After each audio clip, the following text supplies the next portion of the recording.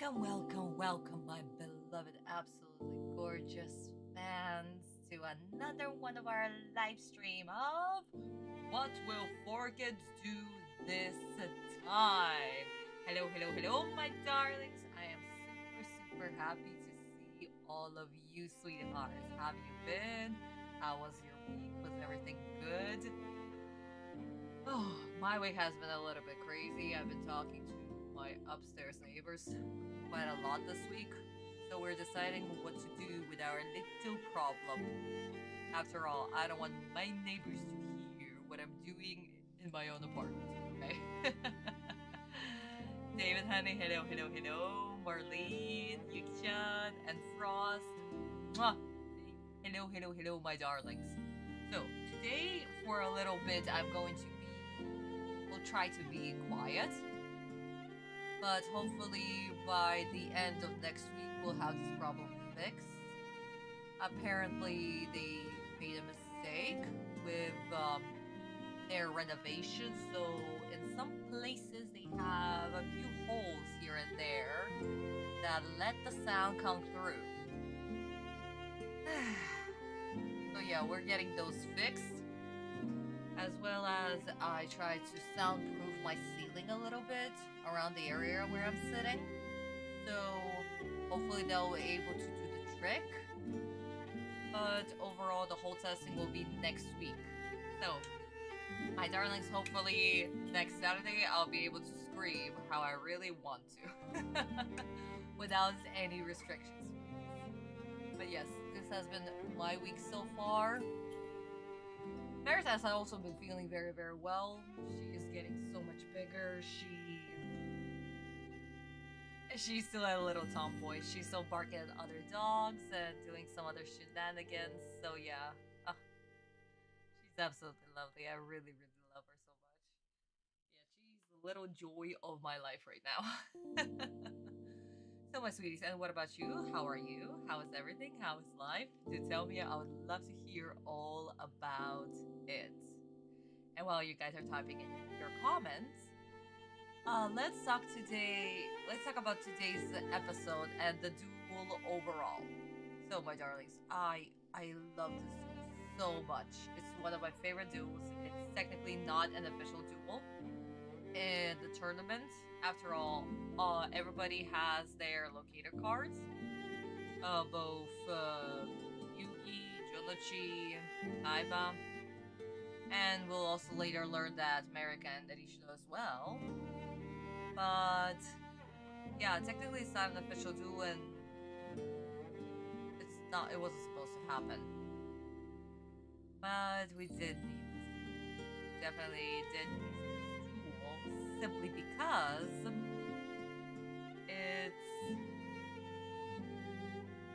it goes to show what would have happened if either one became bad, you know? Like if Jolichi turned bad in a way. Because again, Merrick could control anybody. And this is also tainting their promise. The promise between Jolichi and Autumn. So what would have happened if everything went south, basically? And this is also a huge challenge to Autumn overall. A challenge that he actually couldn't overcome, I would say, because in the end, it was actually Yugi who was able to get through to Jolichi. So yeah, this is definitely a very interesting duel, absolutely challenging to both main characters. Well, technically both Yugi and Autumn are main characters, so yeah, it's very interesting.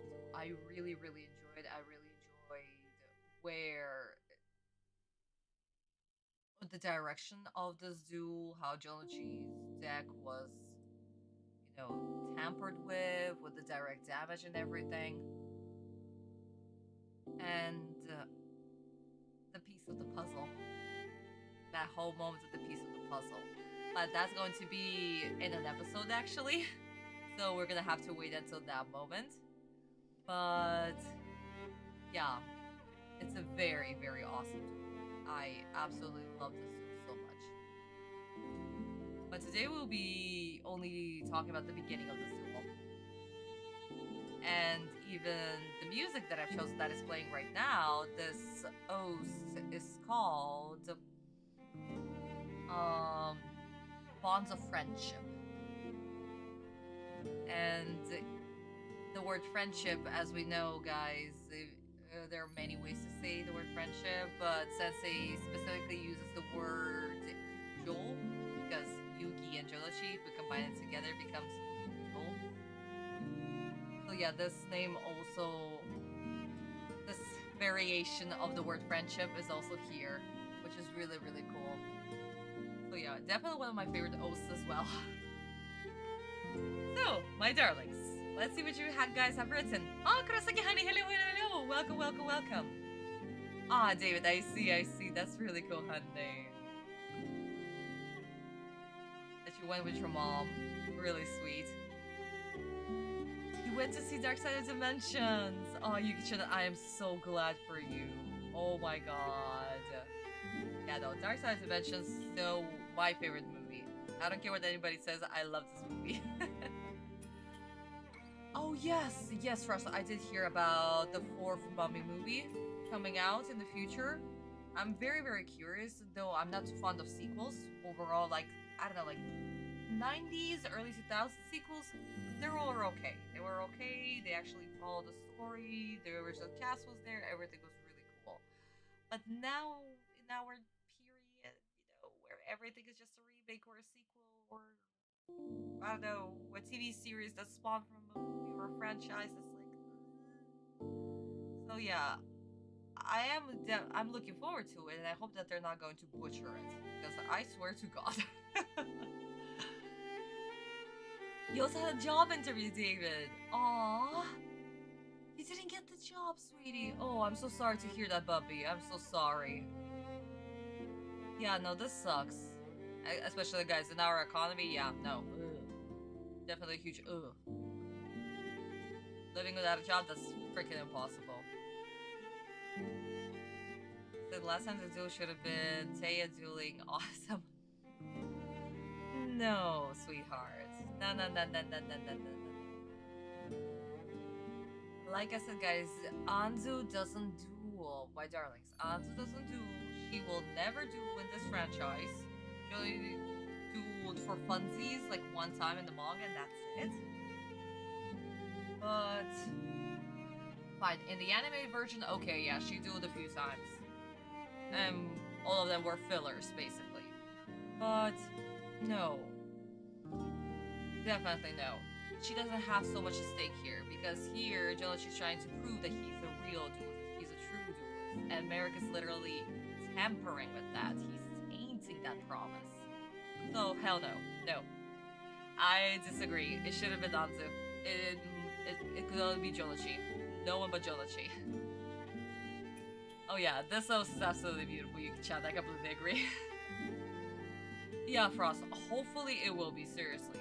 Because like I said, in our time and age, in this horrible period of remakes and other whatnots, no. I also heard that there's a sequel to Devil Wears Prada, so I'm just like, is it gonna be good? I'm very, very worried about that. I mean, Meryl Streep is freaking amazing, and Hathaway is amazing. I'm glad that they're back, but like, is the script gonna be okay? You know? But I guess we're gonna have to see and find out. Ah, Thanksgiving, honey. Yeah, Thanksgiving is this month. No, not a lot of people actually celebrate Thanksgiving. People tend to skip it.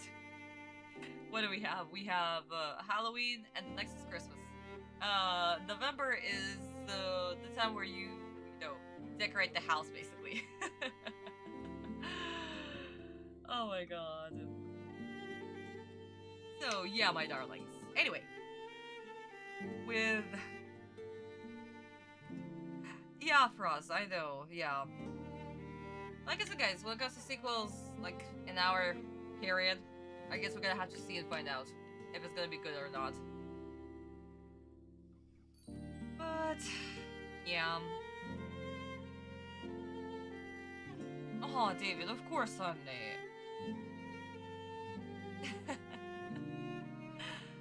I mean, everybody wants to win a lottery, but not everyone are so lucky to do so, you know? I don't know, I'm the last person to believe in lotteries or miracles or that stuff. I live in Russia, guys, come on.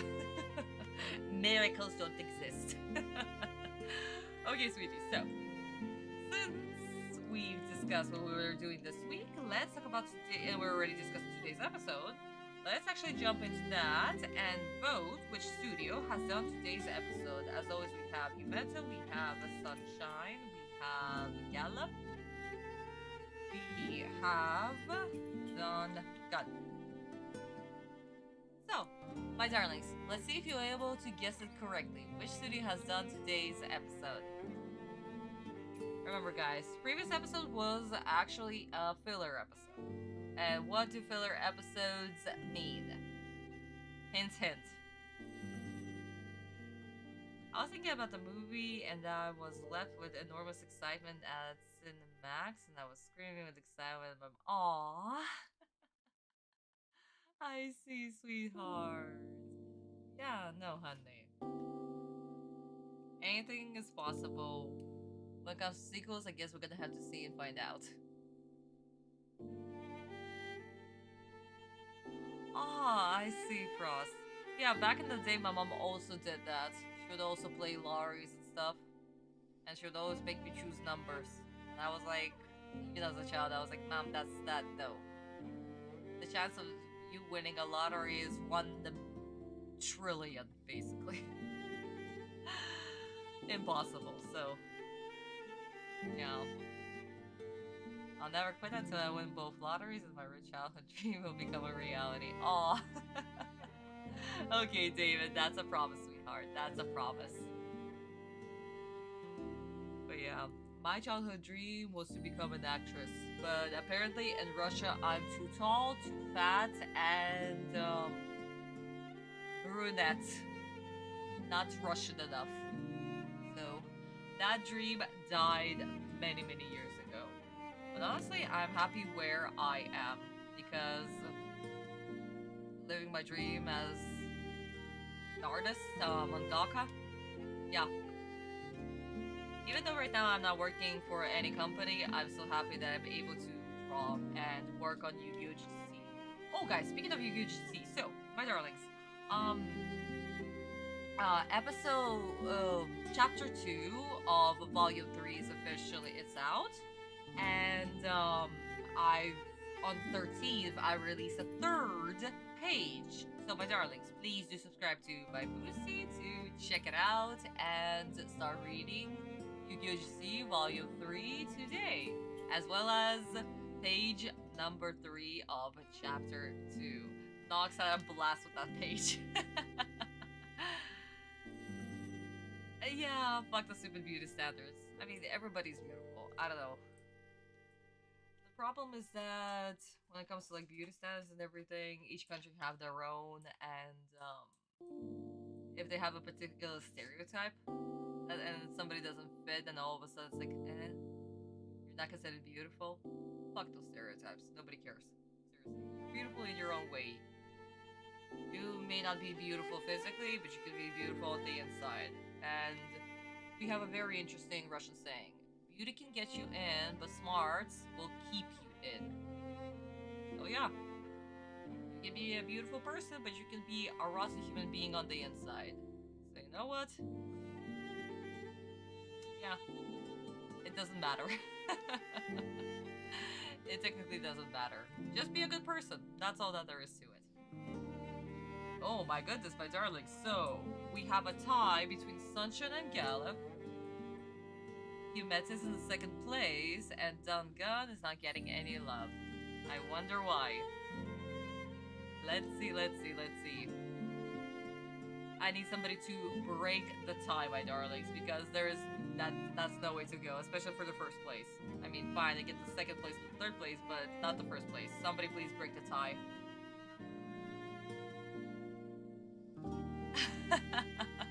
Oh, David, thank you so much, honey. But like I said, that dream died such a long time ago. And even if I were to become an actress, I'll probably play like a villainess or something. because I don't know. Good people like in movies, they have interesting scripts, but they're not so expressive, you know. And my face is a little bit too expressive, so maybe playing a villainous. Ooh,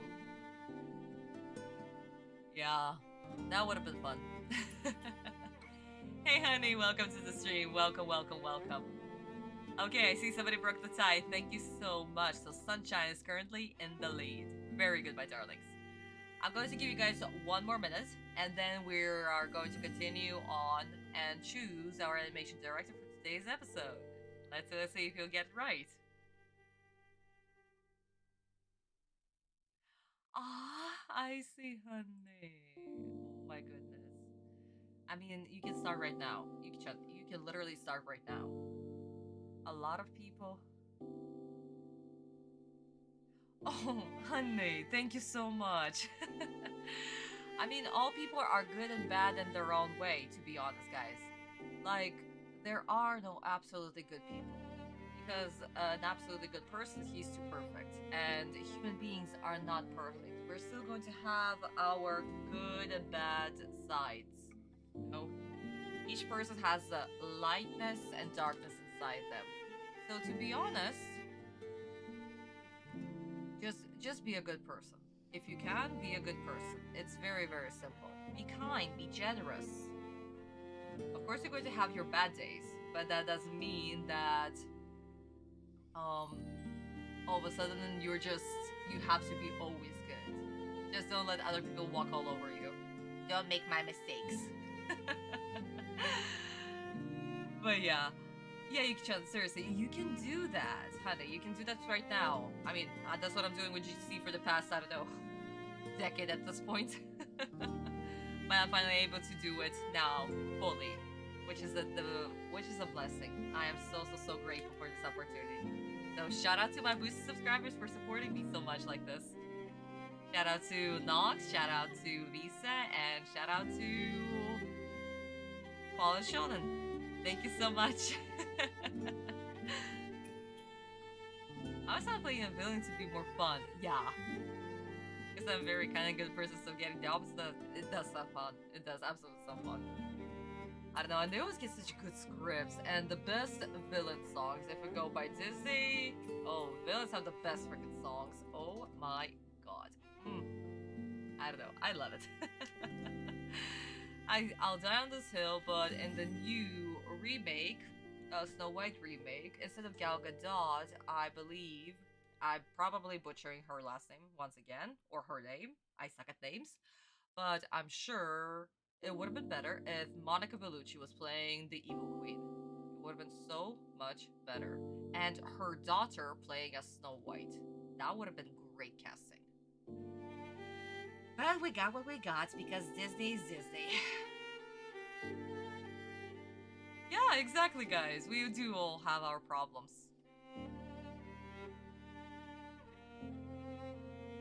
Yeah, that's what you gotta do. Guys, that's what you gotta do. There are gonna be good days, there are gonna be bad days. And as long as you're not hurting other people or doing something criminal or just, you know, mentally or physically hurting somebody, then yeah, it's very, very simple. Being a good person is very simple. Be kind, be generous. Just don't let other people walk all over you. Hey guys, I'm ending the poll in 5, 4, 3, 2, 1, and we are done. Okay, my darlings, my darlings, my darlings, my beautiful darlings. So, let's see. Dangan? Yes, absolutely not. It's not their episode. It's not their rotation just yet. Yumeta, as we remember, they are at the end of our rotation, so definitely not their episode yet. It would have been Sunshine if we didn't have a filler episode last time, but we did. So that leaves us with Gallop. 2 episodes in a row we have Studio Gallop. Why? Because guys, I told you at the very, very beginning, we had a filler episode. And the studio, especially the main studio, is allowed, well, technically needs to fill in the spot for the filler episodes. And since the last episode was a filler and a recap, yes, Studio Gallop needed to do that episode, which is why we got introduced to Ohara Sensei.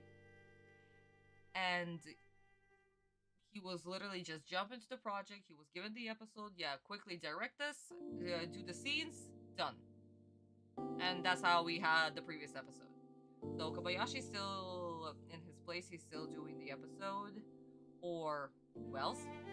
But I lost my train of thought. So the rotation is still the same. It's just we had a little recap episode inserted in there. That's all. That's why we had 2 episodes in a row. And that's going to happen in the next recap episode too, my darling. So please, do keep this fact in mind, okay? And what about our animation director for today's episode? Let's see. Since we have Studio Gallop, how about I put in all 3 animators from Studio Gallop and 1 animator from another studio. Let's see if he'll get it right. So, we have Sugimoto. We have Ahara Sensei.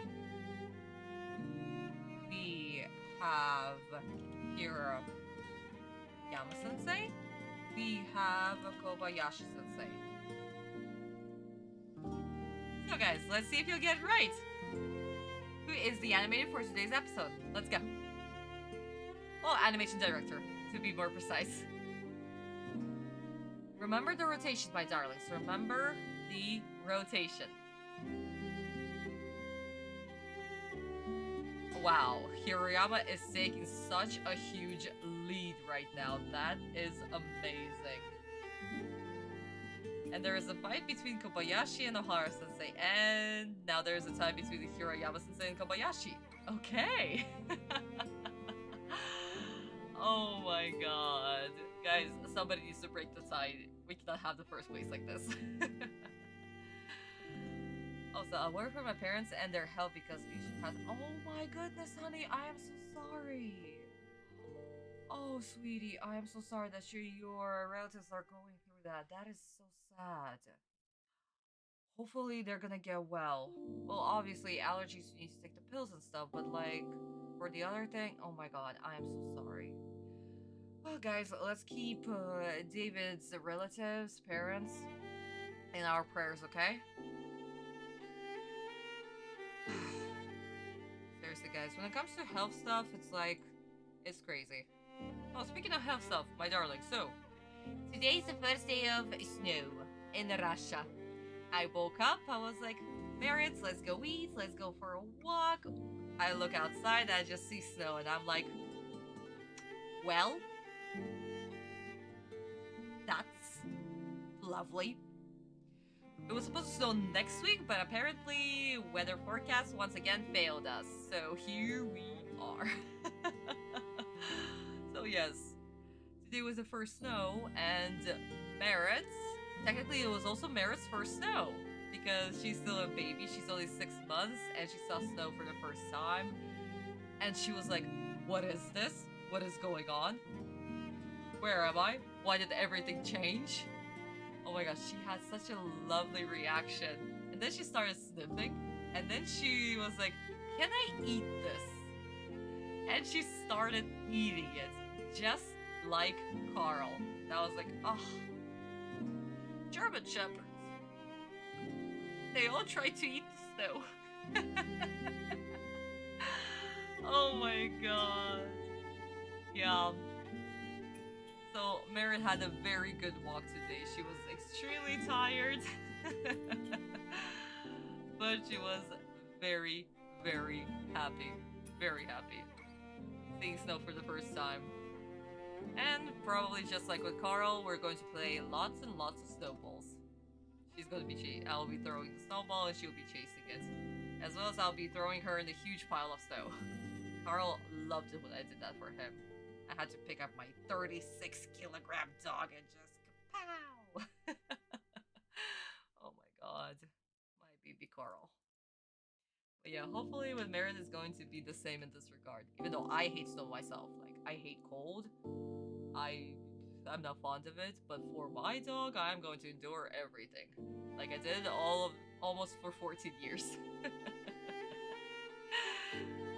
Yes, Frost, exactly. She turned into Jack Skeleton. That was that. Julian, honey, welcome to the stream, sweetheart. Welcome. Yeah, no, she loved it. It was white everywhere, and it was edible. I cannot English today. Wow. Yeah, it was edible. It was cold, and she had so much fun. But she continues still barking at other dogs, so I'm still trying to teach her how to stop barking at other dogs. And Carl, in this regard, he was very, very quiet.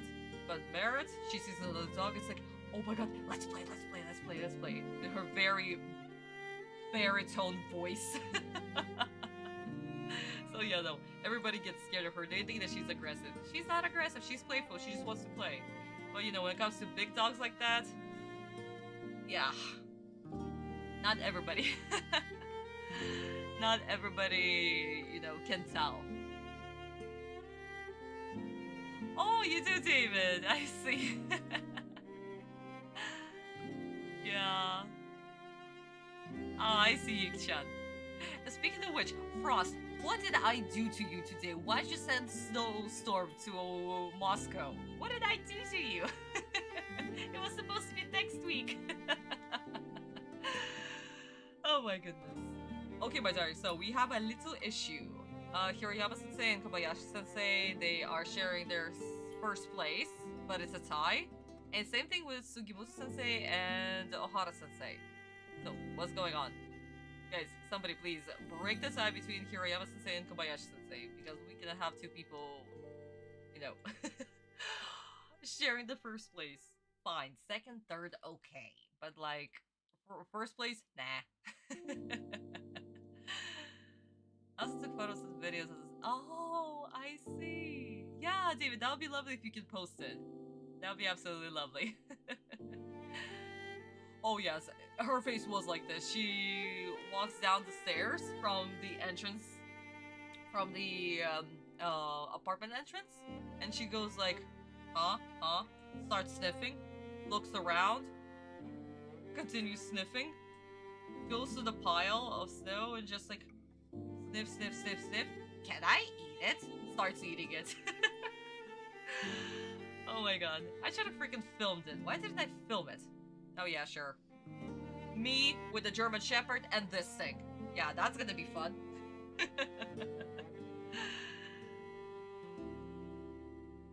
Ah, it rains. I see you, Chan. No, snow, it's not for everybody. Not for me. I don't know. I love heat. Heat is my life. During summer, I'm the one who's just like, oh, finally. I can wear my summer dresses and my summer heels and be so happy. While everybody else is melting like an ice cream. And I'm just chilling. Literally chilling. Okay guys, nobody is breaking the tie. What are we gonna do? Well, I guess let's have YouTube decide? Guys, I'm adding the poll then. Let YouTube decide who will be the first one. 5, 4, 3, 2, 1. And we are done! Yes, Frost, I know. Why are you mad at me? Why didn't you send the snow sword to me? Okay, guys, so, okay, YouTube has decided that Hirayama-sensei is in the first place, and then we have Kobayashi, Sugimoto, and Hana-sensei in the last. Very good, my darling. So, let's see. Sugimoto-sensei, he is from Studio Gallop. Very good. Oh, Ohara-sensei, he's also from Studio Gallop. Very good. But, here's our little but. Ohara-sensei, as we remember, he's done the previous episode. He's not going to do 2 episodes in a row. That's first. Second, I told you in our previous live stream, well, technically, a Halloween live stream ago, that Ohara Sensei won't be officially joining us until episode 90, my darlings. 90. So, because of that, um, we won't see him for a while. That's first. Second, no, it's not Sugiura Sensei's episode yet. Not yet. Too early. Way too early. But we'll see him very soon. It's one of my favorite episodes done by him. Oh my god. Another reason why I love this duel so much, because one of the best animators, well, technically the best animators have done these episodes. And that leaves us with either Hiroyama Sensei or Kobayashi Sensei. My darlings, Hiroyama Sensei is from Studio Sunshine, and we remember he's the fourth one in the rotation. It's not his turn just yet. Today's episode is done by Kobayashi Sensei. That is his episode today. And technically that's his second episode. He has done one episode a while ago. Well, technically 7 episodes ago. And he's also done the opening of season 2, Japanese version. I'm not sure about the English version. I skip all the openings. But yeah, he's on the Japanese opening for season 2. And he'll still be with us for a few more episodes. And then his spot is actually going to be taken by another animator, as well as Sugimoto Sensei's spot too. But he's actually, Kobayashi Sensei has a very interesting, rotation, I would say. Like right now, yeah, he's going to do 4 episodes. It's gonna be fine, but then it's just going to be this episode right here, 20 episodes later. This episode right here, 5 episodes, 6 episodes later. This episode, and then another 20 later. Yeah, so with Kobayashi Sensei, it's a little problem. But do keep him in mind, he's gonna be with us in the rotation for the next 3 episodes. So it's fine. Ah, Misa! Hello, honey! No, honey, you're just on time. We were wrapping up our little voting. Oh, David, thank you so much, honey. Thank you. Thank you. I would love to see it, sweetie. Thank you. Oh, she might get brain freeze. Yuki-chan, she definitely might. That's true. Carl sometimes would get brain freeze. Like, he would eat so much snow, and then he would stop, try to spit it out, and then just go like, where am I? I'll just stand right there. But Carl ate so much snow. Oh my god, he was like a... I don't even know how to describe him. He was like a yeti. All he was doing is just outside. He does his business real quick, and then just chomp, chomp, chomp, chomp, chomp, chomp, chomp, chomp. Comes up to me, mommy, throw me a snowball. And for the next 30 minutes, I would just make snowballs and throw it at him, and he would just chase them. So yeah, no. Carl absolutely loves snow. That was his favorite season. Absolutely his favorite season. And again, throwing him into the snow pile. But let's see with Neri-chan what she's gonna be. What it's gonna be for her. For now, it was just absolute curiosity, and I'm gonna try eating that. Okay, guys. I guess this is the perfect time because our music is also ending right now. So, my sweeties. And done. Perfect. Okay, my darlings. So, as always, before we start roasting for kids, because that's what we're supposed to do. Oh, we still have. What happened with my episode? Hello, what is this? There we go. Oh my god, yeah, my episode was not prepared. I just looked at my English dub episode, and for some reason it wasn't prepared. It was still playing through the opening, and I'm like, eh? Oh my goodness. But my darlings, as always, please, if you haven't liked this video, please do like this video. Guys, I apologize for my microphone right here. I literally had to lower it so you guys could hear me, and I wouldn't need to, scream into the microphone like crazy because that's what usually happens. So, I do apologize for this, but for now, while I still cannot scream due to my neighbors, it's gonna stay right here. I hope that's okay. But my darlings, as always, if you haven't liked this video, please do like this video. If you're not subscribed to this channel just yet, first of all, welcome. I scream at 4 kids 3 times a month. And please do also subscribe to my Boosty page. Once again, huge shout out to Nox, to Visa, to Fallen Shonen for once again being my absolutely gorgeous, beautiful subscribers on Boosty. I hope that you are enjoying page 3 that was posted on the 13th as per usual. Next page will be posted on the 27th. Page 4 of will what will happen in the UGC. Oh my goodness. But yes, my darlings, please do go there. The best way to support me is through my Boosty. Right now still, no Patreon. Thank you, Swift, for not existing in Russia just yet. But hopefully in the future, who knows, who knows, who knows. But for now, just Boosty. So please go there, subscribe to a tier, and enjoy Yu-Gi-Oh! GTT.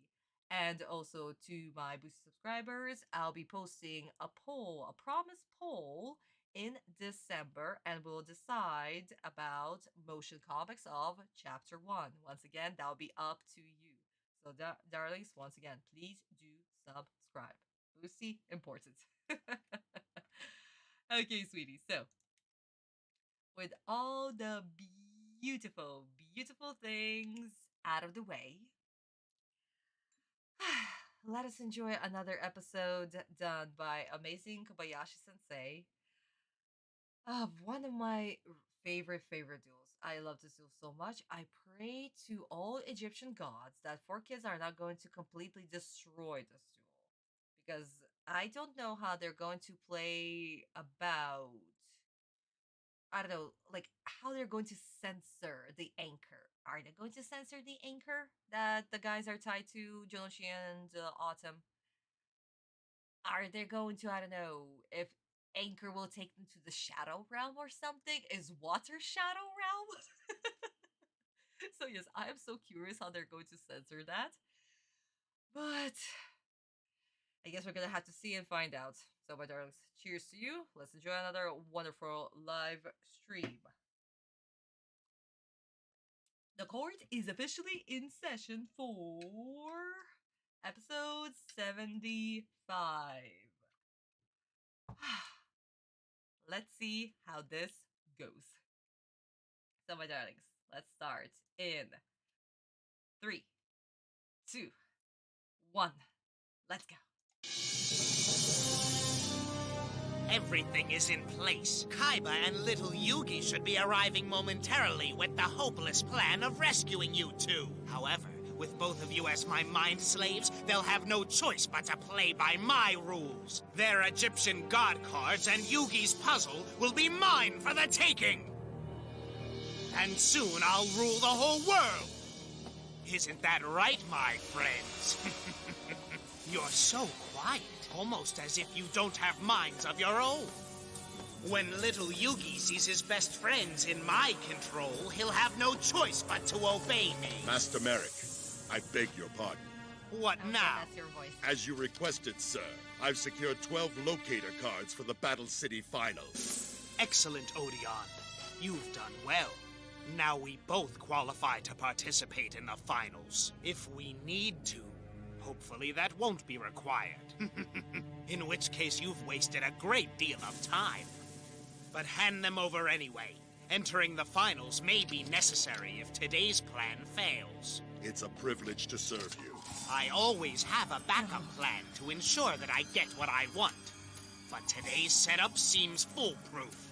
Now hand my servant the deck we've prepared for him, Odeon. Yes, Master.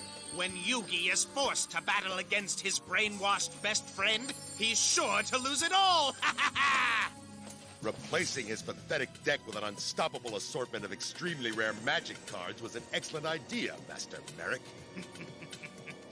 This is my most ingenious scheme yet. I took the things that mean the most to Yugi, his friends. brilliant plan, Master. I know. Now come and find me, little Yugi, for the last duel you'll ever fight! No. No. No, no, no, no. No, no, no, no, no, no.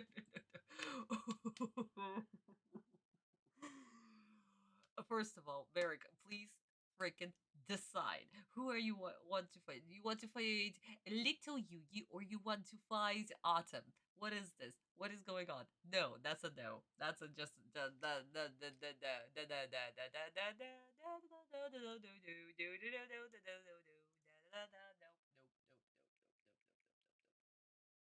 so we are immediately starting off with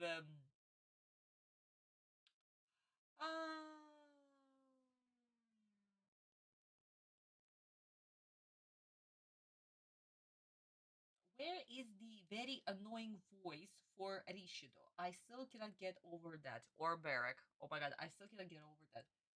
Annoying voice, where are you? Hello? Annoying voices. Ah, there you go. I totally did not see that one. So, annoying voices. That's first. Second, four kids dialogue because hell no. No, no, no, no, no, no, no. We're not having this nonsense. First of all, um, the cards that were put into Jolanji's deck, those were the illegal cards banned by the Battle City tournament. So hell nah. No. No, no, no, no, no.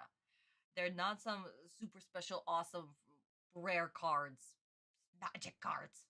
No. Hell no. That's a no. Second, Merrick once again cannot decide who he's fighting, like I mentioned prior. Like, he wants to kill Autumn. Kill Autumn. Sure. That's how this works. But yeah, he's like, come and find me, little Yugi. Really? Merrick, can you decide what's your plot? So, four kids plot. Second, once again, his stupid ass motivation. I'm going to take the Millennium Puzzle, and then I'm going to, rule over the world, apparently. Yeah. No. No. No. I'm done with this plot. It is still really, really, really stupid. Please, we cannot have another character trying to take over the world. Just like Pegasus in the previous season, because apparently every single villain needs to take over the world. Yeah. Mare completely lost his plot. Also, in the dialogue, oh my god, how many times did they say the word friendship? Friends? Everything is friends? So, a friendship already. Already. That's so quick. And so silly. Oh my god. So no no no no no no no no no. If Merrick is going to continue spouting out nonsense, I'm just going to put a character is ruined because And another thing, if another dialogue is just going to be non-stop random explanation of random explanations, well, that means two things: random explanation and talking without a breather. Because done, done. I'm not sparing four kids. If I cannot scream today, I will be merciless. Oh my god! Thank you, four kids. But seriously, what is wrong with Merrick's voice? What is wrong with Rishido's voice? Can they have a normal voice for their characters? Like the previous episode, I still remember that Rishido was talking like a Batman.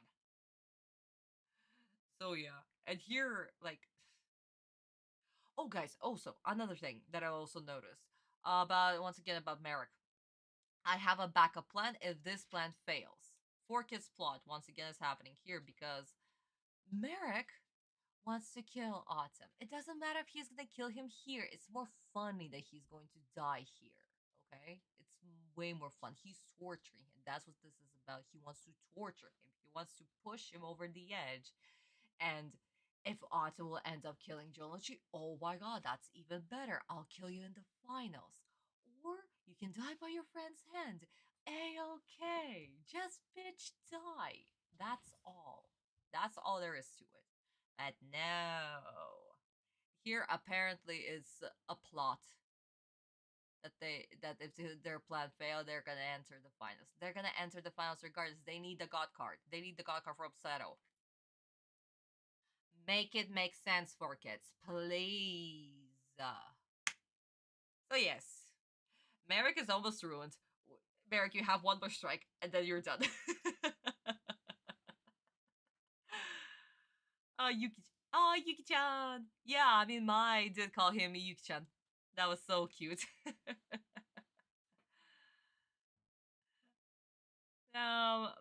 Again, Merrick was referring to little Yugi and not to Autumn because that's literally what it is. When we talk about little Yugi or like voice actors actually called Yugi like base Yugi, original Yugi. That's how they were referring to Yugi. And then they had Yami Yugi, basically. So when it comes to little Yugi, we know exactly who he's referring to. He's referring to Yugimoto, basically. As for those brainwashed blank eyes with Dente and Jonochi as mind slave puppets back in 2000s, I was shocked. Plus, technically, Jonochi, those additional. Yeah, yeah, base Yugi, original Yugi. I mean, technically, his cards were replaced. How many cards he has in his deck? Actually, no idea. Doesn't matter? Not really. Is this a Battle City duel? Nah. Nah. It's not even part of Battle City. So, either way, what's at stake here? It's not who enters the finals, it's actually who's going to die. And the one who lives will enter the finals. Simple. So, how many cards does he have? No idea. Nobody cares. Autumn technically will have 41 cards because he's going to put Red Eyes Black Dragon to his deck as well. So he's going to have 41 cards. So, either way, since it's not even a legal duel, who cares? Orcus guy, ruler of the world, the one from the manga. I came to kill you. Yes. Yeah, indeed, indeed. Okay, my darling. So, let's go. Let's watch the scene in Japanese, and you guys will see how much he'll play beat by beat by beat by beat. And then we'll also open the manga to see how it was played out there. Beat by beat by beat.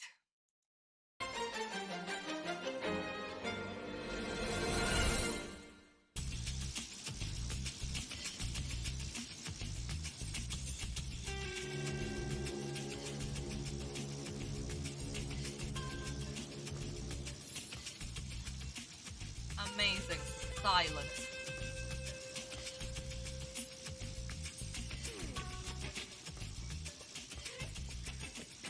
間もなくここに奴がやってくる。大事な仲間のもとにな。すでに城之内と女は僕の手駒。これから始まるショーを楽しみにさせてもらうとするよ。マリック様。リシドか。仰せの通り、バトルシティで12枚のパズルカードを獲得しました。ご苦労。お前のことだ。バトルシティ参加者の挑戦を正面から受け勝ち上がったのだろう。得意のトラップ戦術でね。お前に僕の洗脳術は必要ない。お前は僕を裏切れないからね。さあ、パズルカードをお受け取りください。これで僕もバトルシティの決勝戦に進出できるわけだ。リシド、お前と共にね。はい、マリック様。城之内のデッキにカードを補充しておけ。はっ。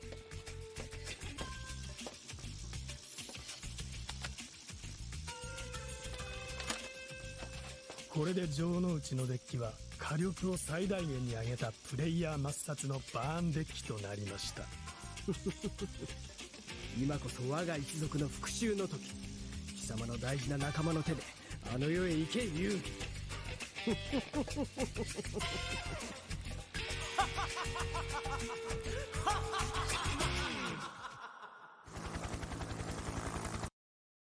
Perfect, simple, to the point, lots of silence, and also explains why Rishido is not being brainwashed by Merrick. He's actually following his command by his own free will. Why would he do that? Why would he blindly, follow Merrick? What's going on? What's the backstory? What is this partnership? After all, every single one of Merrick's goons is brainwashed or controlled by him. So yeah, no. This is quite interesting. So, my darlings, let's open our manga real quick. I'm going to zoom out so you guys can see the beautiful pages. Ellie Honey, welcome to the stream. Welcome, welcome, welcome. Yeah, no, Merrick's Japanese voice, it's so smooth. The voice actor has done a marvelous job. So, sweethearts, what do we have in the manga? Let me move my glass real quick because I cannot move as much as I wish I could. Okay, sweetie, so as we remember, we left off right here. This dialogue actually does not happen in the animated version, which honestly I despise. I love this dialogue between Kaiba and Autumn because Kaiba is basically asking him, "What's gonna happen if you told me about the power of unity? Sure, fine, whatever. But what's gonna happen if you're gonna have to face your friends? How will the power of friendship, the power of unity help you? What's your answer? I don't know, but I'm gonna have to see and find out. Because after all, will Autumn be able to literally walk over his friends to get to his goal, to get to what is important to him? And what is important, of course, is to regain his memories. Well, Kaiba technically doesn't know that, but he knows that there is a reason why Autumn is fighting in his battle city. And of course, not for the god cards. Kaiba is not stupid. But yeah, no, Kaiba now is curious. What will happen? Will Autumn actually be able to abandon his friends? Because Kaiba's path is walking alone, being alone. Fine, in the Stagdo you should be friendship. But what will happen?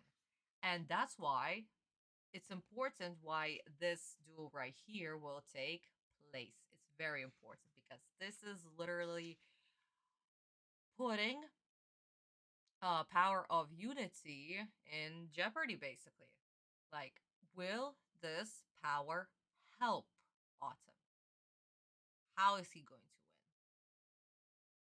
win? So yeah, it's really, really extremely important duel. I love this duel way too freaking much. It does not get the credit that it deserves, and it deserves way too much credit. So guys, this scene right here, it's literally play by play. Like Kobayashi Sensei, his storyboard artist, he literally just grabbed manga and was like, okay, we're doing this scene and this scene and this scene. And we can see it right here. This is exactly the same panel by panel by panel by panel, but just in the animated format.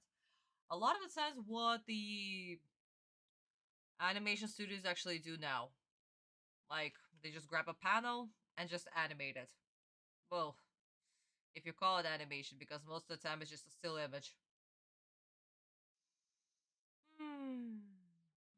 Bring me back my 90s, 80s, and early 2000s animation.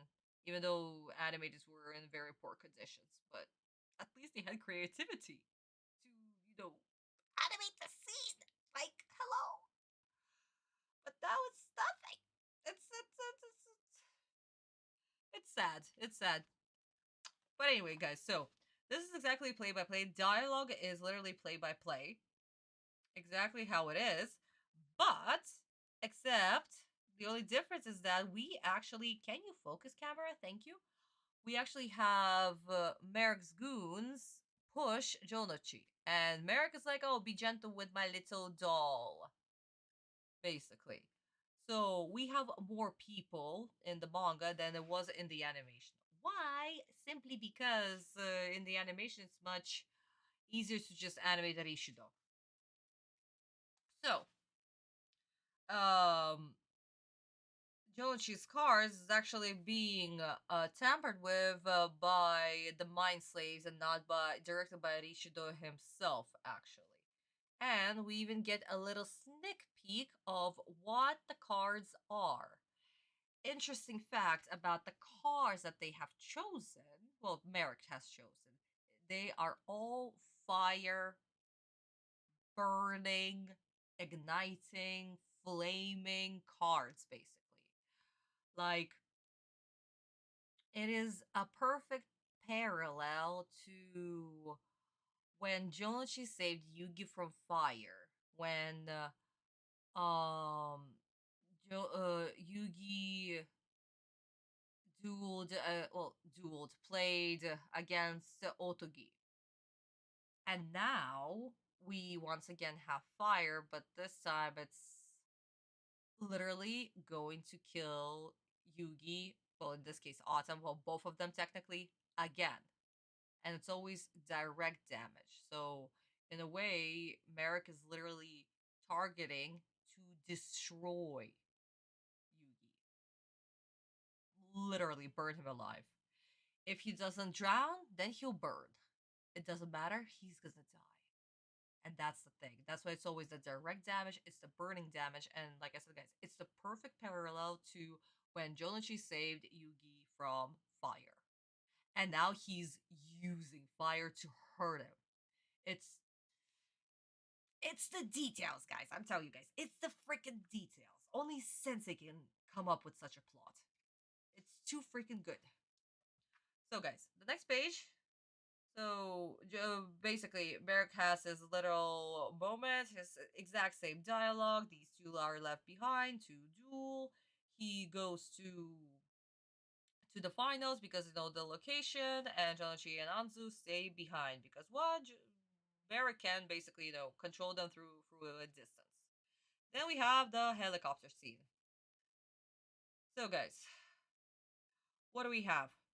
We need to actually talk a little bit about the scene right here because in the recap episode, we had tiny little snippets of the scene, guys. Little snippets. Guys, I'll read your comments in just a bit. Let me just finish my thought before I lose it. So, Mokuba basically asked, why are we going to Jonichi? You guys are basically qualified to go to the finals. Why are we doing this? Because Kaiba wants the answer. Huh? What answer? What are you talking about? What did I miss while you two were dueling? And we have the dialogue where Autumn explains that, yeah, Merrick, he has the power to, he has the Millennium Rod, he can control, basically brainwash people.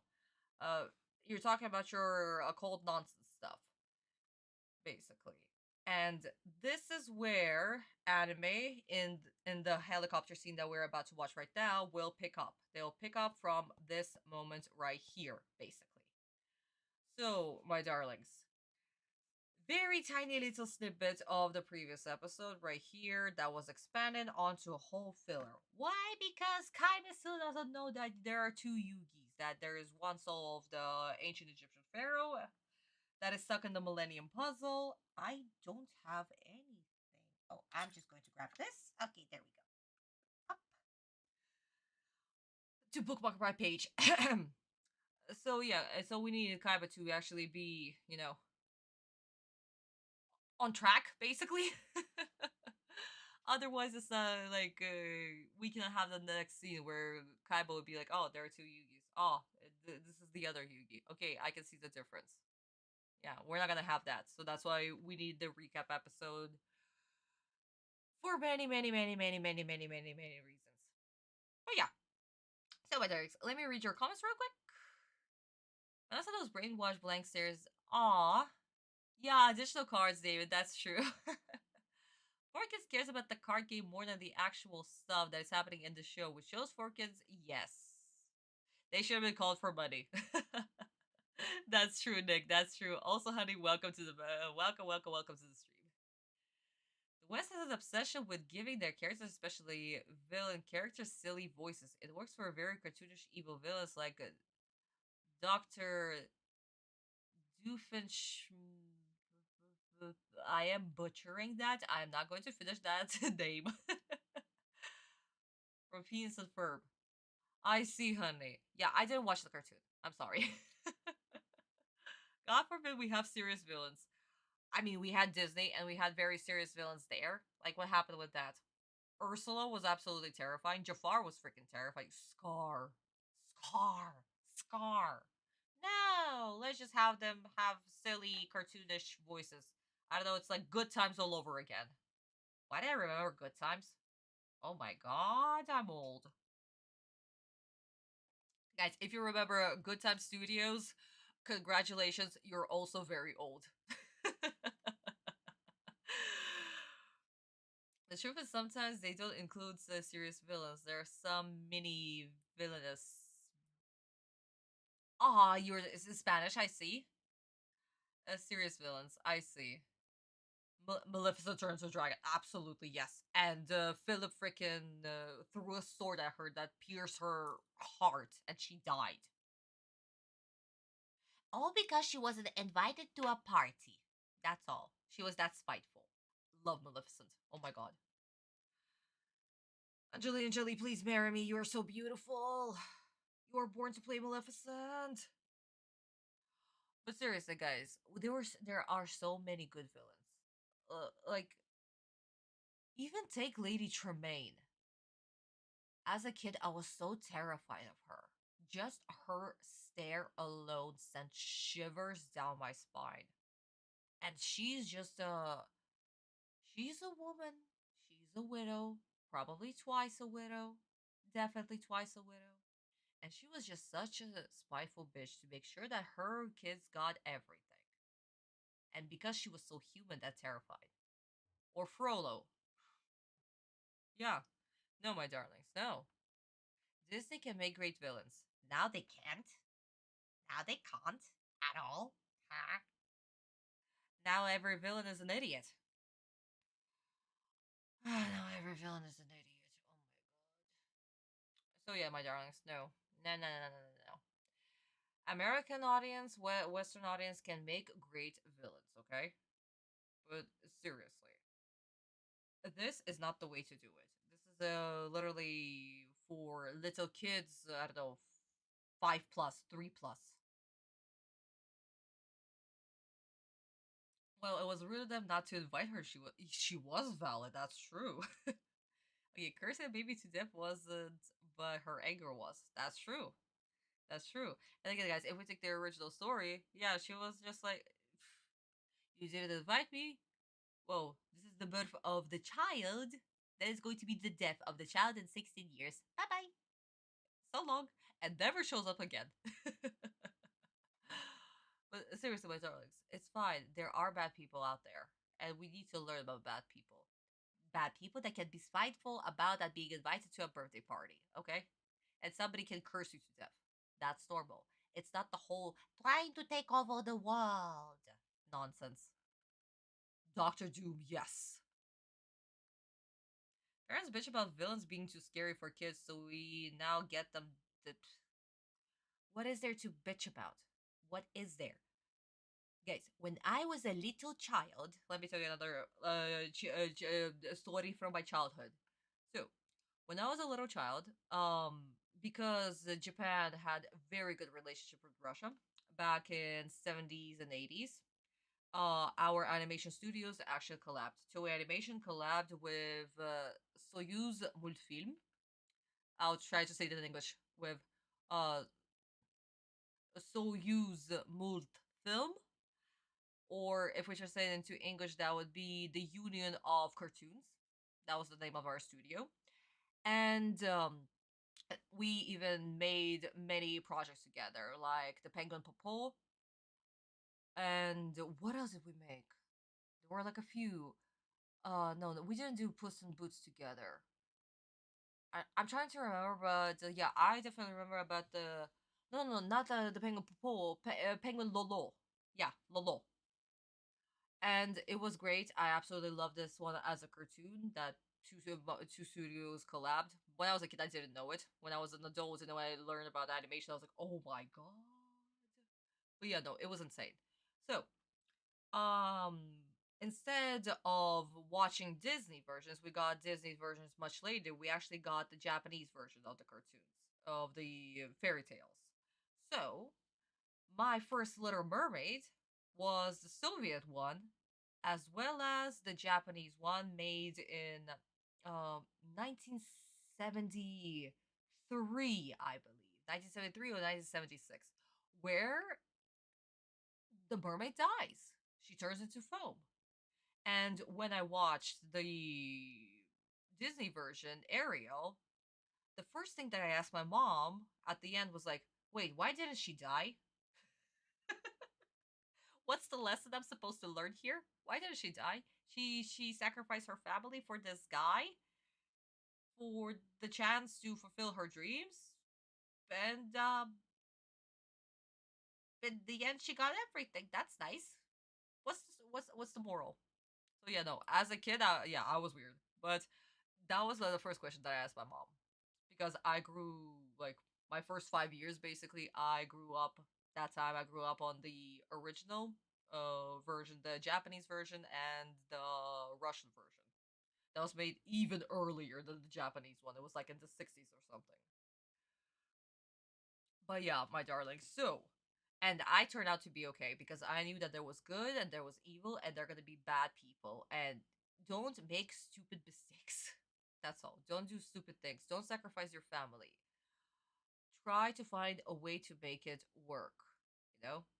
That was the moral. But yeah. But now kids need to be sugar coated and cradled and, that nonsense. What's the point? No idea.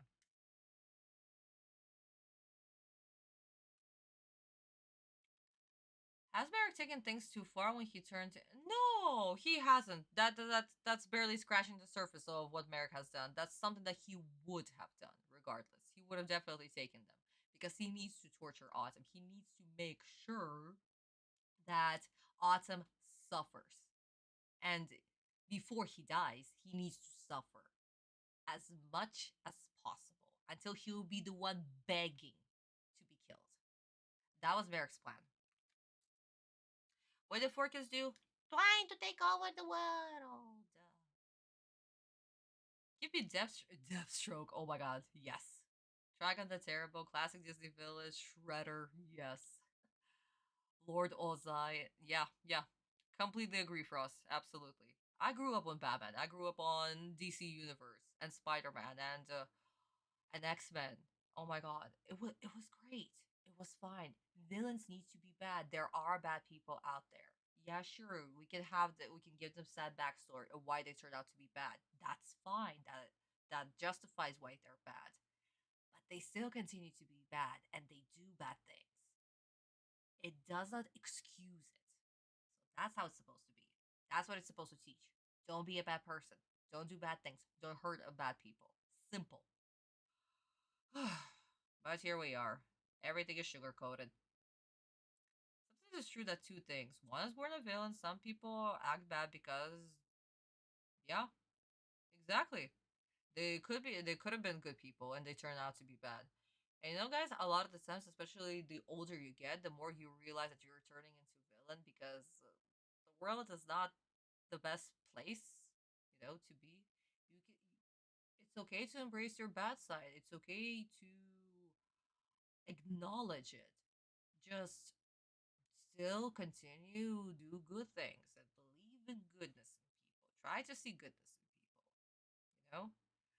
And the moment that they start to walk all over you and take you for granted, you just slam the door and be like, it was nice knowing you. Bye bye. Get out of my life. Simple. Don't let other people walk all over you. Seriously. Maleficent Definitely, like, they are a thing. I know for a fact. I actually double checked. Oh, yeah. Last good villain was yes, yes. I would say Mother Gothel. Mother Gothel was the last good villain from Disney. Well, technically Pixar. She was a really good villain. She was a really good villain. Oh my god, she was a mirror of my own mother. And when the first time I watched Rapunzel, I was like, "Oh, why is Rapunzel acting like this? Isn't this normal behavior?" Now me, almost 30. No. That's gaslighting and manipulation. And that's why when I was a child, I thought that this was a-okay. This is how mama acted, right? No, it's not. People are too soft these days. Not enough discipline. Yeah, exactly. Not enough discipline. People need to grow thicker skin. Absolutely. World is not the best place to be all soft and squishy. World is a very horrible place. Absolutely horrible place. You need to have very tough skin. Which is why in Mother Russia we have extremely, extremely tough skin, guys. Like for realsies. Nobody messes with Russian people. We survive winter, guys. We survive winter, okay? You think we're gonna have the time to sugarcoat somebody? No, we just slap people. We're like, oh wow, you're acting like a child. Bye. I have no time for this. I need to work. I need to work to provide myself central heating, okay? Oh my god. So yeah, my darlings. Be smart, be good, don't do stupid things, don't hurt other people, and just enjoy life as much as you can. Simple as that. Simple things bring you joy, do them more. Just don't hurt other people. Anyway, guys, let's jump into 4Kids. Because apparently the one who will be hurting me today is them. As soon as we land, Mokuba will lead us to my friends. We'll break in and get them out. Look, Yugi, I brought you here and I'll be calling all the shots today. And the first task on my agenda is to track down the third Egyptian god card. After that, we'll find your friends. Kaiba! Joey and Taya are in great danger and we must rescue them right away! Sorry, but it's obvious that you and I have very different priorities, Yugi. So why don't we split up and fend for ourselves when we land? That's foolish. Maybe it is to you, but I've always worked much better on my own. Haven't you realized by now that teamwork's not my thing? When we battled against Loomis and Umbra in that double duel, it was me who defeated them. And without much help. So do me a favor and stay out of my way, Yugi, because we're finished. I brought you here, now you can take care of the rest by yourself. I've done enough charity work already. Sorry, I'm through. Then I'll save my friends without Kaiba's help. We're approaching our target now, Mr. Kaiba. Hey guys, I think I see someone on the pier. And it kinda looks like Joey. Kaiba? Oh, it is Joey, and he seems to be all alone. Get ready, my mind slave. The fun is about to begin. Kaiba, we may be heading into a trap. Yugi, please. I've heard enough out of you for one day. All right, little Yugi. This is it. When that fool realizes I've turned his best friend against him, he'll be completely devastated. Ha ha ha! Yugi, it's over for you. Welcome. Joey! Not exactly. Joey is not present. He's gone away. It's... Stay. Dad Green, please. I love your voice. Just stay, okay? Okay. Oh. Guys, 2 seconds. I actually need something. I actually need it. I need him. Oh my god, I'm gonna start screaming. Where is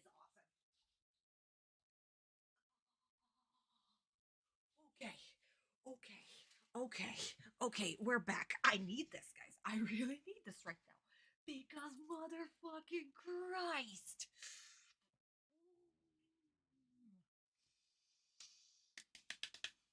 Okay, first of all, Kaiba is ruined. I'm done. Oh my god, Kaiba is so fucking ruined. That's not his dialogue. That's not his motivation. That's nothing.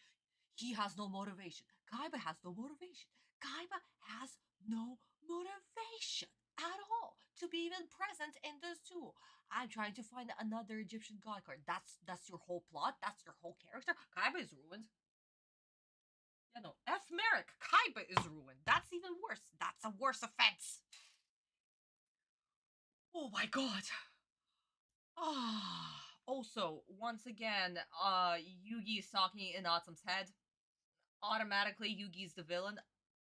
At this point, it's a joke. At this point, it's a trope.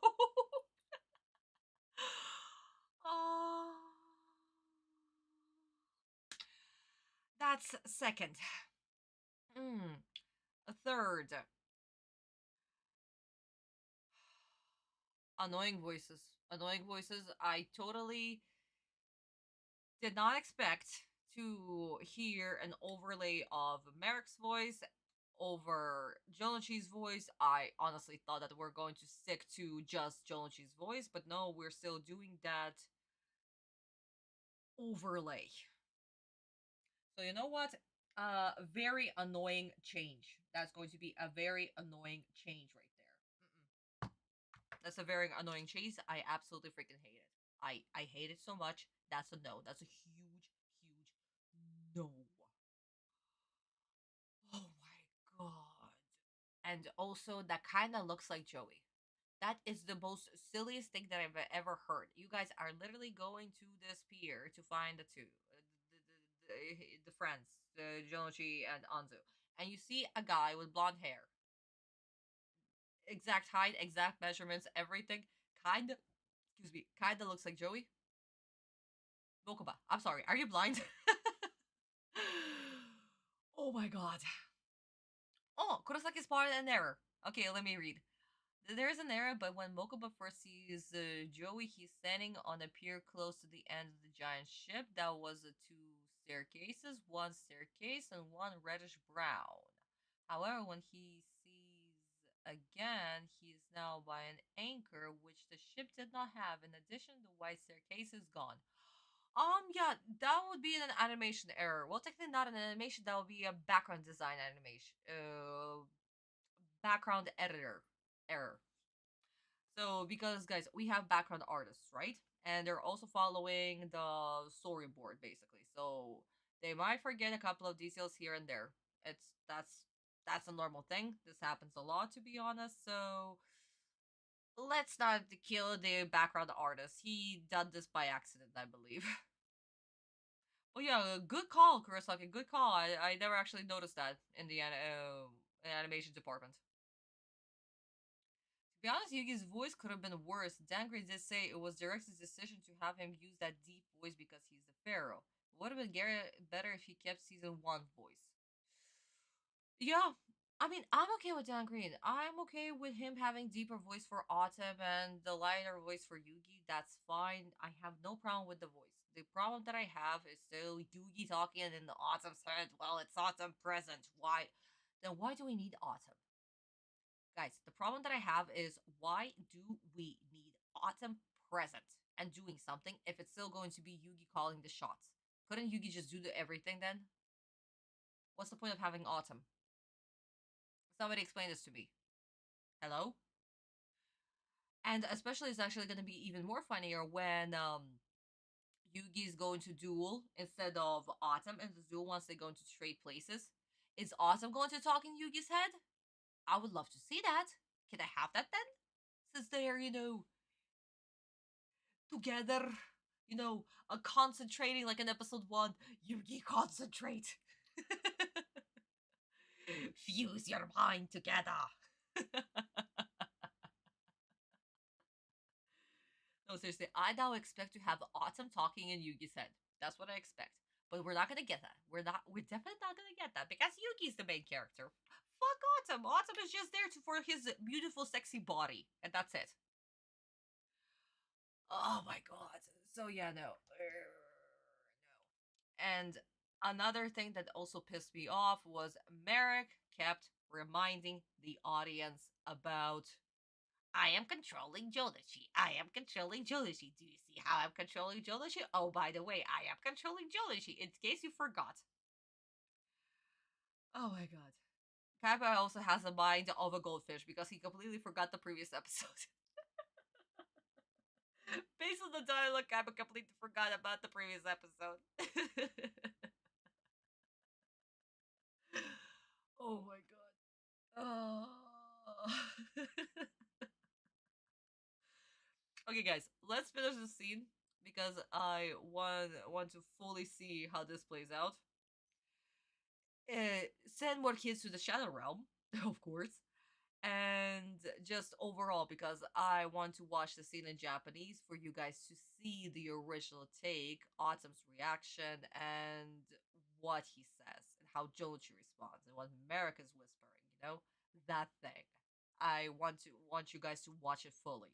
So let's listen to a beautiful voice of Dan Green. Thank you for existing. Please just don't talk in Yugi's voice, okay? Please, please, please, please, please, please, please, please. Atike, it's weird. I assume it's still Yugi's body, but the appearance is odd, so why we hear Yugi's voice? Exactly, Kurosaki. Why do we hear Yugi's voice? Why? Why is it there? Why am I still questioning 4 kids after 75 episodes? Why is this still a thing? 4 kids logic, I swear. Oh my god.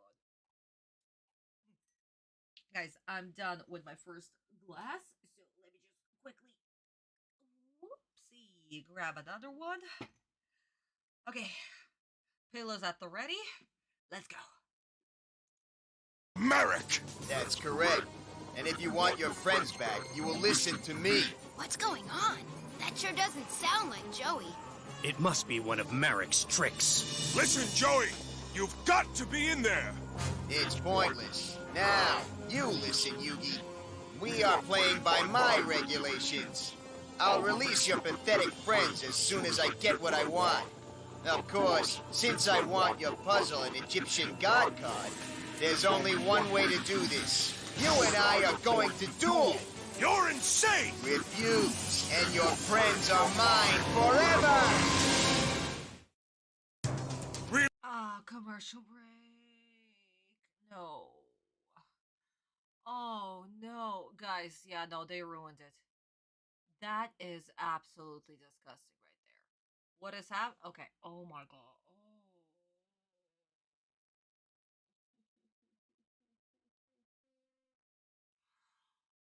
Oh. Okay, guys, why? Oh, no.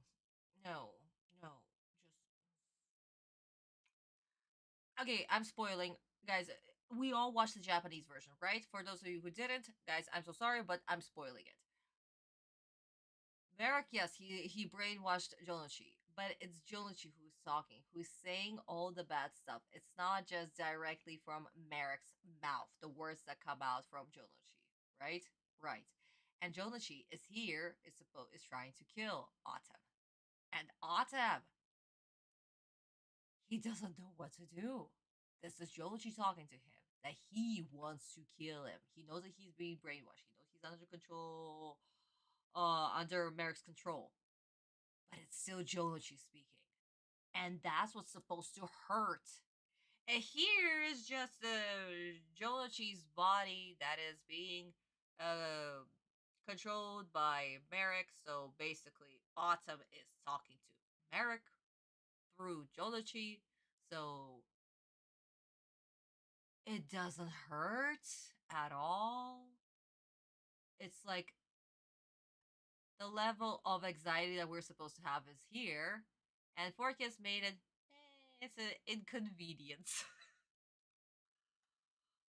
Okay, so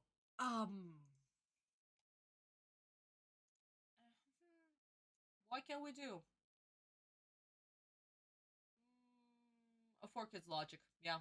This is just 4Kids logic, absolutely. Like, you don't do this.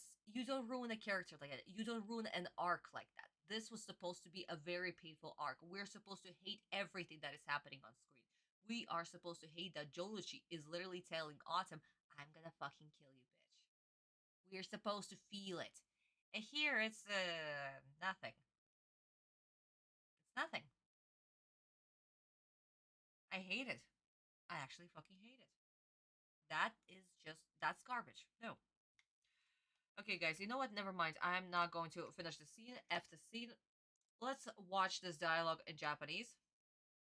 How it's supposed to be, how it's supposed to play out, and you guys will see exactly what I'm talking about.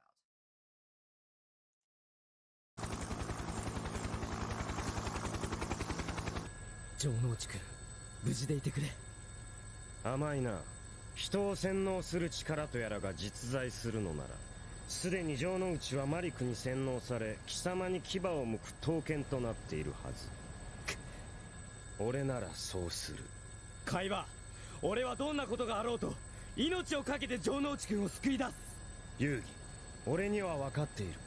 貴様は貴様自身の心にある自己矛盾によって答えを出せないでいるのだ。自己矛盾？そうだ、遊戯。貴様はレアハンターどものタッグデュエルでこの俺に結束の力なんぞを解いてみせたな。この戦い、俺たちの力を結束しなければ到底グールズを倒すことはできない。だがこの状況、城之内と貴様が互いを潰し合うために戦うことになったら、そのどこに結束の力などが介在する余地がある。答えろ、遊戯。Oh wow, the flashback was different. Amazing. Even flashback was different. Ah, four kids trying to fit into their stupid ass plot. あ、不当に誰かいる。あれは城之内だ。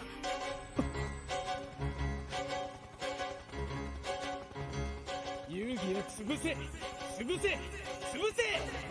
海馬、その答えはこの場所にある。面白い。奴が来た。潰せ、潰せ。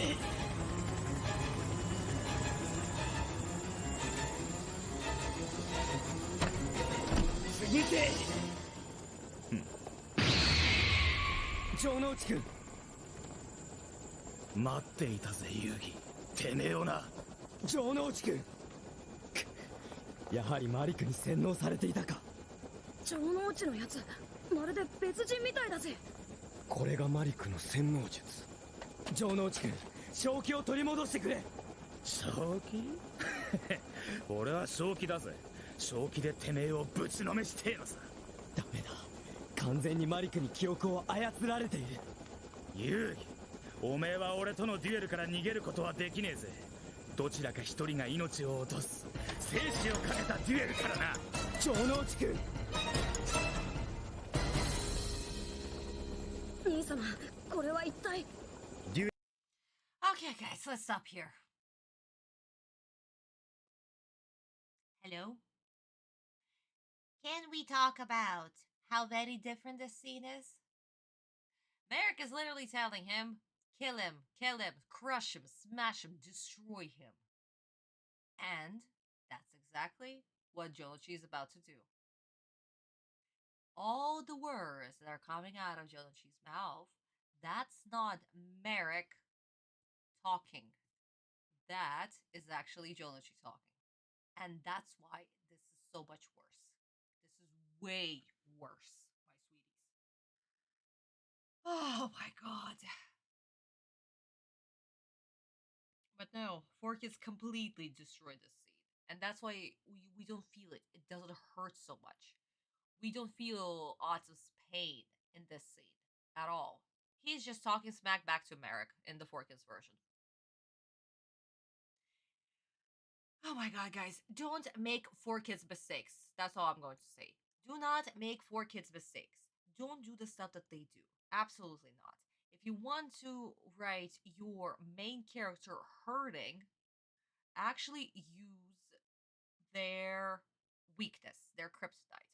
In Autumn's case, of course, it's his friends, obviously.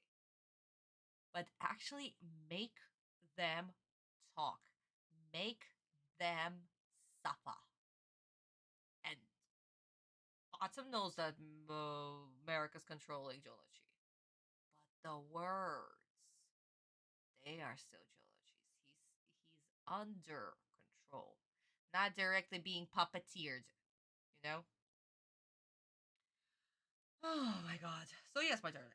Anyway, another thing, as we saw, wow, Kaiba has motivation. Unbelievable. How is this a thing?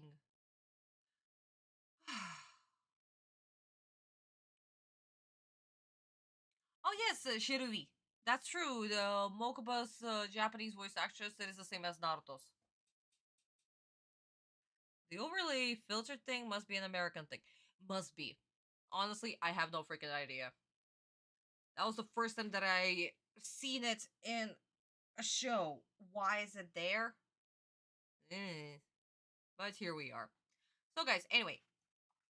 let's go back. So we are back at the helicopter scene, and this dialogue, starting from here, this plays exactly like we've seen in the anime Japanese version. That Kaiba is literally like, okay, so yeah, he can brainwash people. Sure, I'll bite. But what happens if he decides to brainwash your friends? That's exactly what I'll do. What are you gonna do about it, huh? And just look at Kaiba. He is enjoying every single moment. Why? Because he wants to for Autumn to answer his question. Are you going to crush your friends if they stand in your way to your victory? You know? Yeah, but Autumn literally has nothing to say. He has nothing to say. He still doesn't know. So they are at the pier. Autumn is literally praying that hopefully that his friends are safe. But there's another thing that the animated version did not show. Autumn recognizes this pier. This is the exact pier that they went to Duelist Kingdom as true duelists. So another reason why Sensei have chosen this pier to have this duel on this pier. It's significant. This is the first time that Jonachi was like, you know what? I'm gonna duel. I'm doing this for my sister. You're doing this for your grandpa. This is where they made that promise on that pier. And after that, we have Battle City, Battle City, where Jonachi is asking, "What is a true duelist? Can we duel again once I'll become a true duelist?" So yeah, this scene plays exactly like this. So Merrick is literally whispering, "Crush him, kill him, kill him." Anzu actually gets a call. Remember, guys, she still has her phone in the manga. In the anime version, it was crushed. But in the manga, no, she still has the phone. It rings. She hangs up. We hear Honda's voice on the other end. But she hangs up. So Merrick is like, they're here. Kill him, kill him, kill him. Crush him, crush him. Autumn comes up to Jonachi. We also this is the first time that we see Autumn's hair a little bit different. It's actually waving in a different direction because of the wind. So this is also a very fun detail right here. So he's screaming basically Jonashi, and then he's like, "Oh, welcome Yugi to your death arena." Basically, Autumn realizes what's going on, and he's shocked. Next page that we turn, we are finally back with Honda, Otogi, and Shizuka. Guys, remember in the manga, Honda went to get Shizuka. Shizuka was in a completely different city with Otogi. And they finally have their dialogue where Honda is basically like, yeah, he gets some lunch and stuff, yada yada yada. And Honda is to Shizuka, he's being like, he is winning, it's fine, we'll get there, don't worry. And Honda, like in this scene right here, Honda's like, that sound was very familiar. Where did I hear it before? Then they have their very dialogue where he encourages Shizuka that everything's gonna be fine, that she's still gonna win. And Honda remembers where he heard that sound, that it was in Domino Pier. And that's where they're headed to. The sound was the horn of the ship. And this is where we have this dialogue right here. That Autumn is basically begging Jolochi to stop this duel, whatever they're doing. They cannot duel like this. Jolochi is inviting him to a death duel. Autumn is basically shocked. Kaiba is very pleased. Tell me your answer. Show me the answer to my question. So yeah, this is where the chapter ends, and we are jumping to the next chapter, and this is basically a recap. This whole scene right here, this is basically a recap. Autumn realized that Jolochi is being train controlled by Merrick. And Jolichi is not backing down.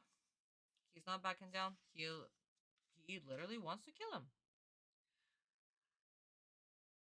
And yeah, this is where we stop because this dialogue is, yeah, this dialogue is right here. So guys, we're stopping right here, and we'll continue with the manga in just a bit after we finish the dialogue. So yeah, my darlings, completely different. Autumn is shocked. This is a very shocking thing for him because he doesn't want this. He wants to fight Jonichi when he becomes a true duelist. So two duelists fight against each other, you know? But this completely destroys it, ruins it. This whole idea is being tainted by Barrack. It was supposed to be a very pure duel between friends, between real men. And no. So yeah, guys, absolutely lovely duel. I freaking love this duel way too much. Too much is at stake here. And 4Kids ruined it. Yay! 4Kids absolutely ruined it.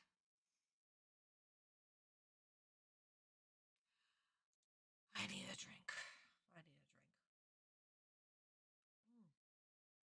drink. Okay, guys, before we continue with 4Kids, let me read your comments real quick because I've been talking for quite a while, like I usually do, going on a rant. Cap has a Griffith moment. He's built that castle in the sky. I mean, in a way, yeah. Technically, his Griffith moment would be when we'll be at the island where the Gozobor Tower is. That would be his castle in the sky moment. Some people give consent to being. Nick, stop that. Let's keep it PG-13. After all, we're watching 4Kids. Let's keep it PG-6. Christian chat. At least he thinks he would. In a way, yeah. Merrick's mind control occurs on Joey and Taya reminds me of the movie Destroy All Monsters when Godzilla, Rodan were brainwashed. Huh. Honey, I've never actually watched this movie, so I am not sure, sweetheart.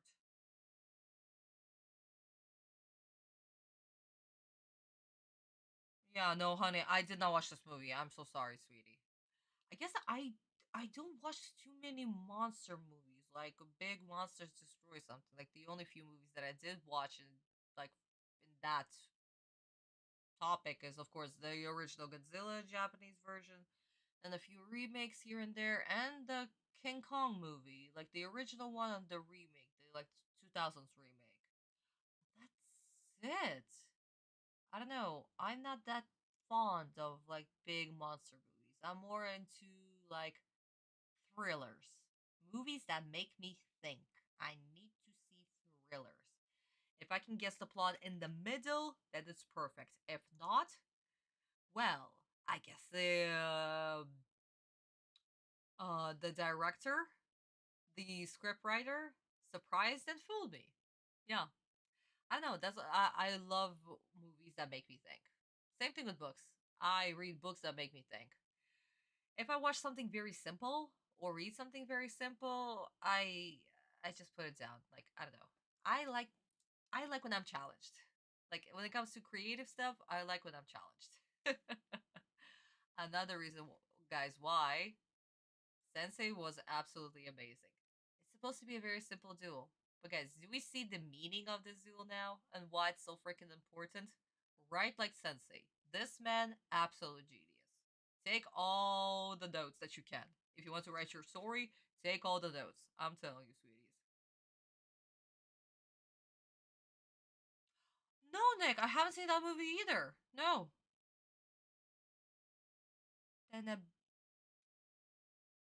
Tenebre? No, honey, I haven't seen it. I probably butchered that. Like the movies that I've seen, like when it comes to like I don't know thrillers and stuff, like oh, what was that beautiful Korean movie called? Oh my god, not Infinite Affairs, but it was about two double agents. That was a really cool movie. That was made like in 2002. Of course, I watched Old Boy. Everybody watched Old Boy. That is a great movie. Yesterday I actually watched The Villainous. That was made in 2017. Handmaiden. Guess that plot way too quick. Oh, what else? Yeah, a few here and there, like a few TV series that I also enjoy that make me think. And again, guys, my favorite author is Dostoevsky, and Dostoevsky always make you think. Okay, my darlings. So, I was watching Saint Seiya the other day. Oh my god, Saint Seiya, yeah.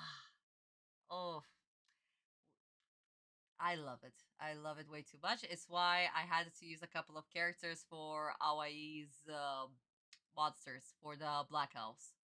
Because the designs were too good and they look exactly like two monsters. So yeah, no, Saint Seiya is it's beautiful. It's absolutely beautiful. I watched the original, I watched the remake, and of course the one that I masked out the characters.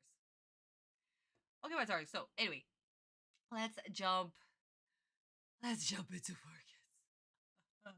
I've stalled long enough. Let's go. Release Joey from your control, Merrick! What's going on, bro? Well, Mokuba, it appears that this Merrick was somehow able to turn Joey Wheeler against Yugi. Now Wheeler wants to duel.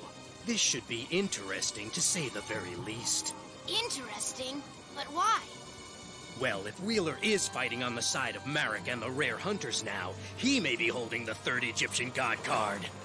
And I want that card in my deck, so if it's played, I want to be there. It's time to seize the power that should have been mine all along!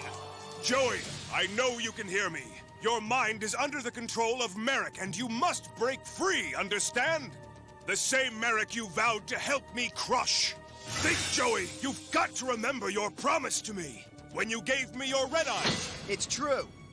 We'll whoop this Merrick creep and his Rare Hunter Goon Squad so hard they won't know what hit him. They'll be sorry that they ever decided to mess with us. Merrick couldn't defeat me in a duel, so he decided to turn you against me in order to win my puzzle and my Egyptian God card. Joey, I know you're in there, and I'm going to set you free. Merrick's power is feeble compared to the strength of our friendship. Please, say something, Joey. Joey! You'll never set him free, unless you follow me, Yugi. Joey, wait! What do I do? Following Joey may lead to another one of Merrick's traps. But if I don't go, how will I ever rescue Joey and Taya? Yugi, you'd better do exactly as I say. Oh, no, Taya! This may come as an unpleasant surprise, but like your friend Joey, Taya too is under my control. Surprised? Merrick, leave her alone now! She's done nothing to you! Looks like I've turned your closest friends into your greatest enemies. You're at my mercy. Taya! Welcome to my very special dueling arena. Look. Okay, stop. Yeah, no. Oh my god. That's the worst thing that I've ever heard.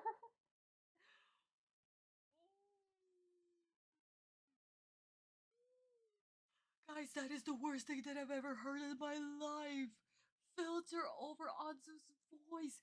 That is terrible. Oh my god. I wish so freaking much like that I can scream, but I can't scream. Oh my god. Why did my neighbors make the mistake in their renovation? Because I would have been just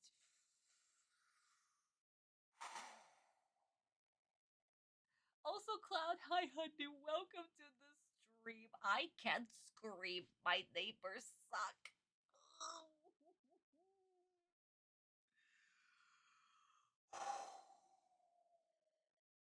This is a test to my patience and to my vocal cords and to my reaction. Oh my god, it's like we're having ASMR today, seriously. Like, let's see how 4Kids will make. At one point, 4Kids will make me scream and wake up my neighbors. Yeah, Cloud, that you haven't been during the previous stream. So my new neighbors moved in into the apartment and they renovated their floors and they made mistakes in the renovation, so they have lots and lots of holes in various places of their floor, and they can hear me very, very well. So whenever I am screaming, that's like I don't know, I'm talking literally into their ears basically. And since in Moscow right now it's currently 4:18 in the morning, you know, I cannot be so loud.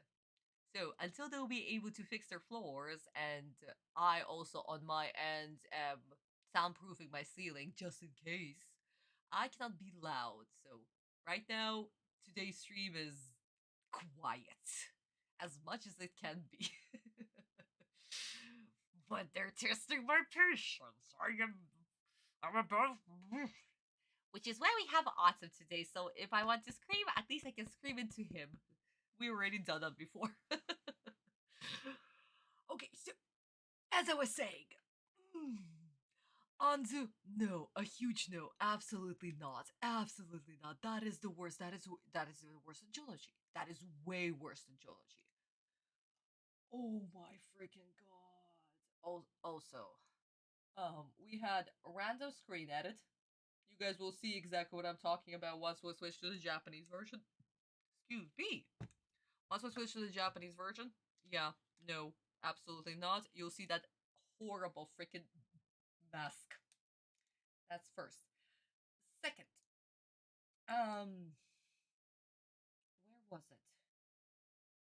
Making a powerful scene feel meh.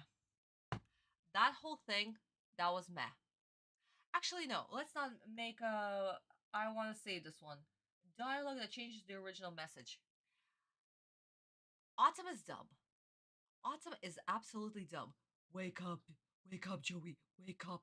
Think. Use your brain. Don't let the person who is literally controlling your speech control your speech. Like, what the hell is this? Hello? What is going on? No. That's a no. That's a huge no. Where do I have Autumn as dumb? Oh yeah, not in this one. Not in this bingo card. Uh, yeah. Oh well. Oh well. Whatever. It's fine. It's fine. It's fine. Autumn is dumb. Autumn is absolutely dumb. Think, Georgie. Think. How? Oh my god. So yeah, no. Autumn has no motivation. Kaiba has no motivation. Kaiba is stupid. Kaiba is actually stupid here. Why? Because he had a whole previous episode of explanation that Merrick is controlling people's minds. He can brainwash people. He had another helicopter ride where Autumn explained that, yeah, no, Merrick is controlling people. And now he's going like, I don't know what's going on, but I think that somehow Merrick is controlling people. What? Hello? Help! 911!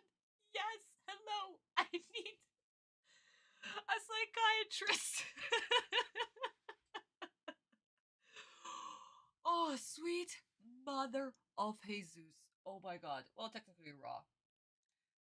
So you know what, guys? I'm also going to do Americanization. Because for all of that. And one more thing. Yugi talking in Natsu's head in that moment. That wasn't Yugi who was talking in Natsu's head in that moment. It was not. Why, you guys will see right now. Oh my sweet mother of Raw.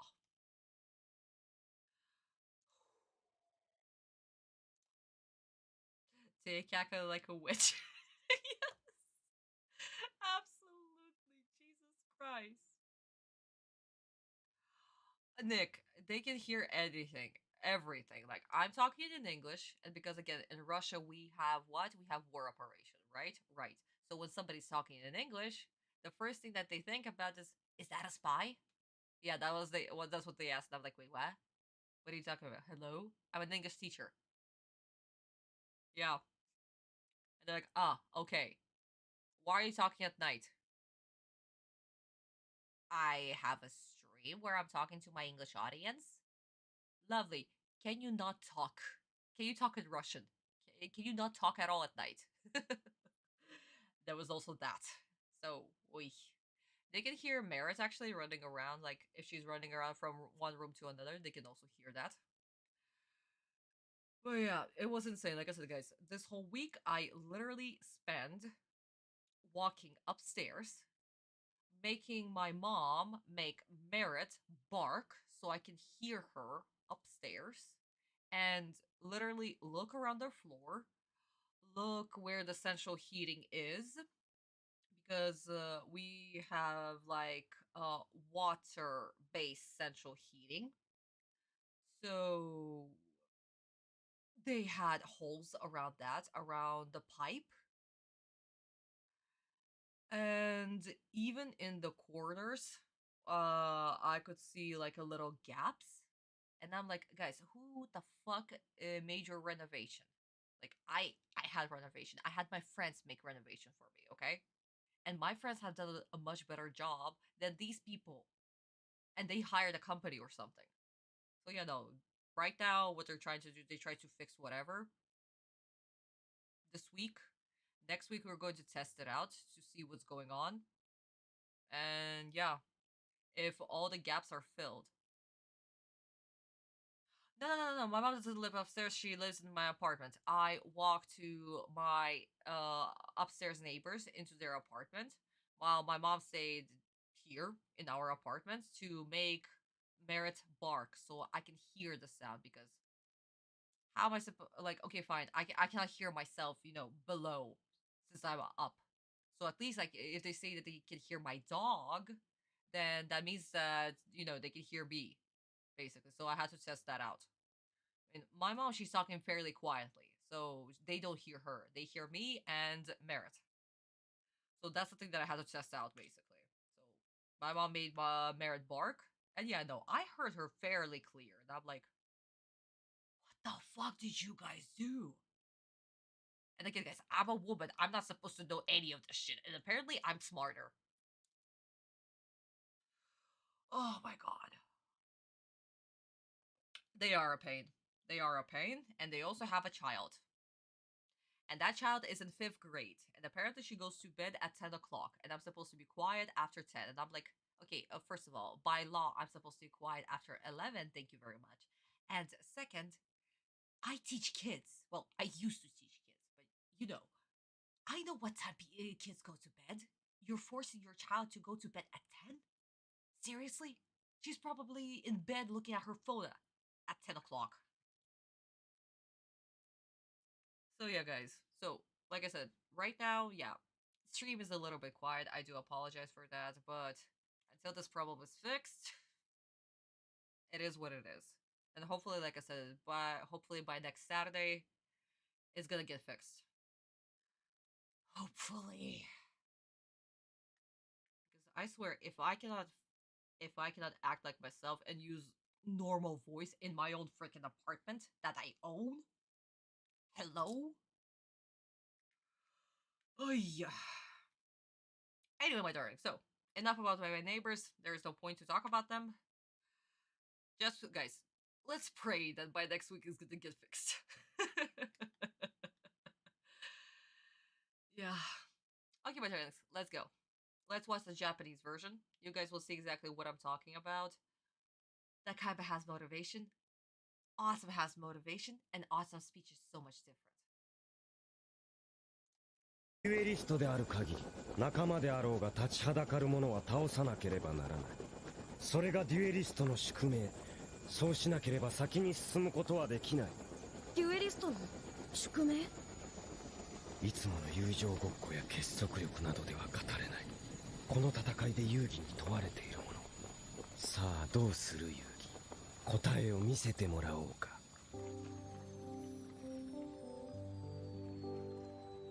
城之内くん、聞いてくれ。このバトルシティで俺は君とのデュエルを心の底から望んでいた。だがそれは互いに真のデュエリストとしてプライドをかけての真剣勝負だったはずだ。遊戯、俺が大会を勝ち進んで自分を真のデュエリストと認められる時が来たら、その時はもう一度俺と戦ってくれ。俺はその言葉が嬉しかった。俺たちが勝ち残ってこれたのもその誓いを守るためだったと俺は信じている。だがこの戦いはマリクによって仕組まれた罠。俺たちが誓い合った真のデュエルなんかじゃないんだ。ついてきな遊戯。死のデュエル場はこっちだぜ。城之内くん無駄だよ遊戯。貴様が何を言っても城之内とのデュエルを避けることはできない。Eh? What? Hello? Oh, no, no, no, no, no, no, no. Guys, 2 seconds, let me just reload real quick.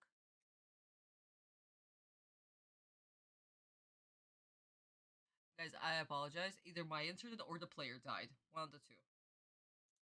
Okay, let's switch players. 7 minutes.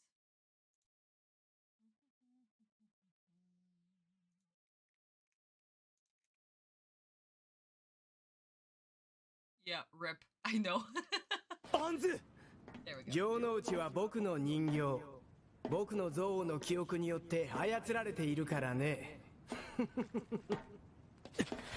アンズも奴の洗脳術に。さあ遊戯、死のデュエル場で城之内がお待ちかねだよ。アンズ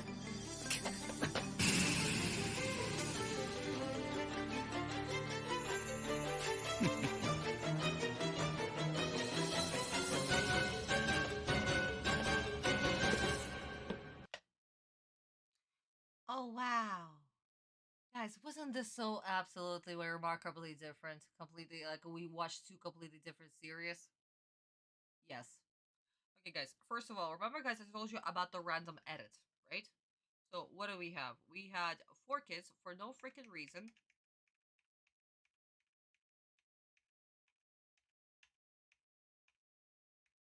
Do this. Let me just remove my logo real quick. We had random eyes from Merrick. Why?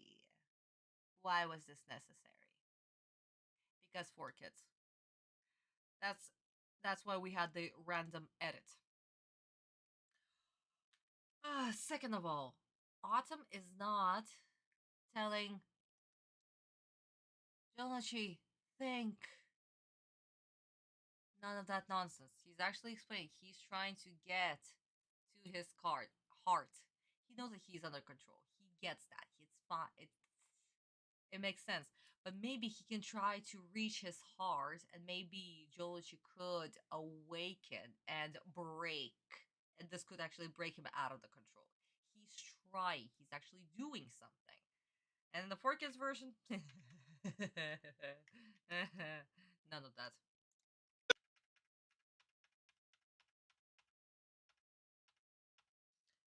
Also, Autumn didn't know that Anzo was also under control. Because we didn't even see her. She was inside the ship in the animated version. In the manga, yeah, no. Makes sense. But his surprise also makes absolute sense. And Merrick was the one who was talking in Autumn's head, basically. He was sending like, yeah, no. You're gonna fight this. It doesn't matter. Here. If you think that you're not gonna fight, I have another one. I have your other friend. You're done. You either fight, or they die. Simple, very simple. And he's also explaining how is he able to control them. But it's not. He's not feeding them words. He's just my anger is controlling them now, and they will say through my anger. And that's beautiful. It's exactly what it's supposed to be. And Kaiba has motivation. He's not saying this is random jambo nonsense woogu boogoo mind control. I don't know stuff like using the pendulum to I don't know hypnotize somebody. None of that shit. None of that shit that Fork is did. He's once again he has motivation. He's like, you show me the power of unity. Will this power help you now? Answer me. Will it help you? I want to watch that. I want to see you answer that.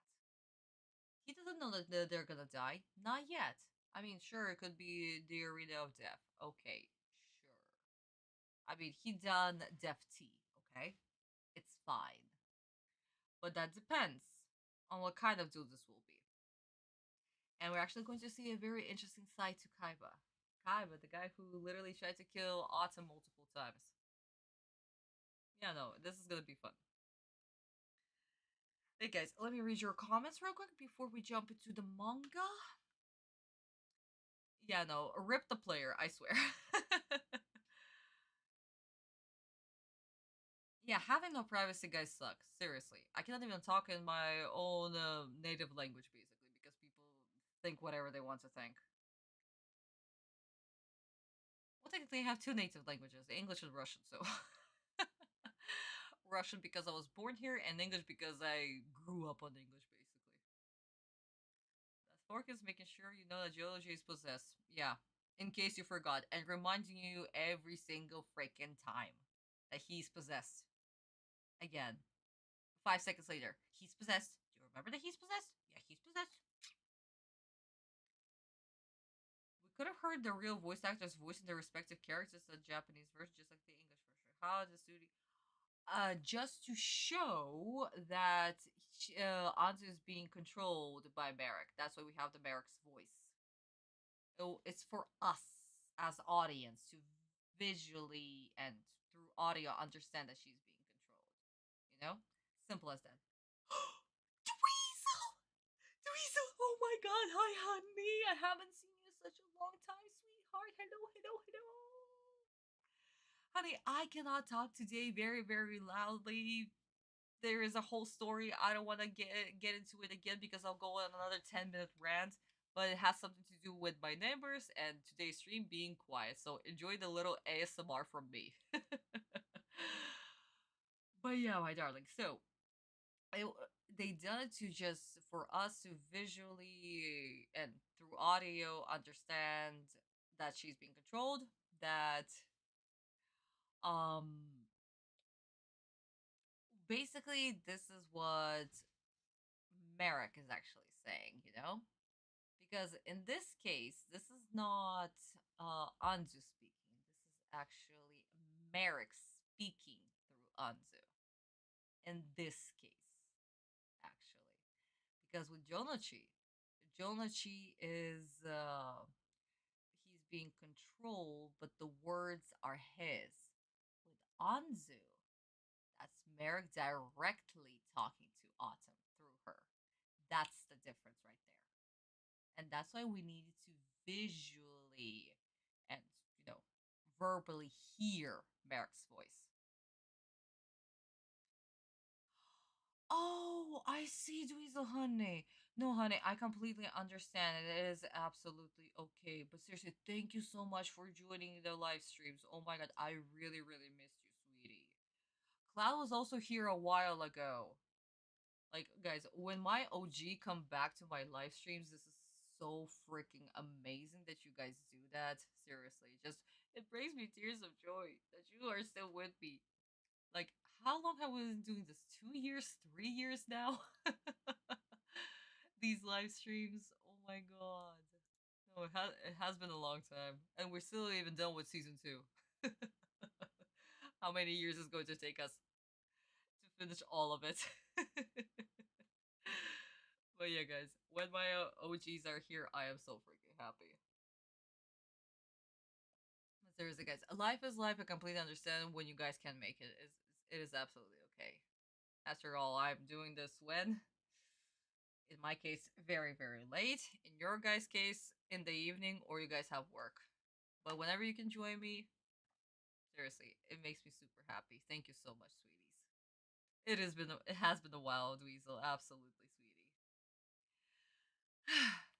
Okay, my darling. So let's continue on. We are jumping into the manga version real quick. So we have the exact same dialogue with Kaiba. So Mokuba is of course confused. How's he controlling everybody? What is going on? And Kaiba has this dialogue. Baraka can control people. Yada yada yada.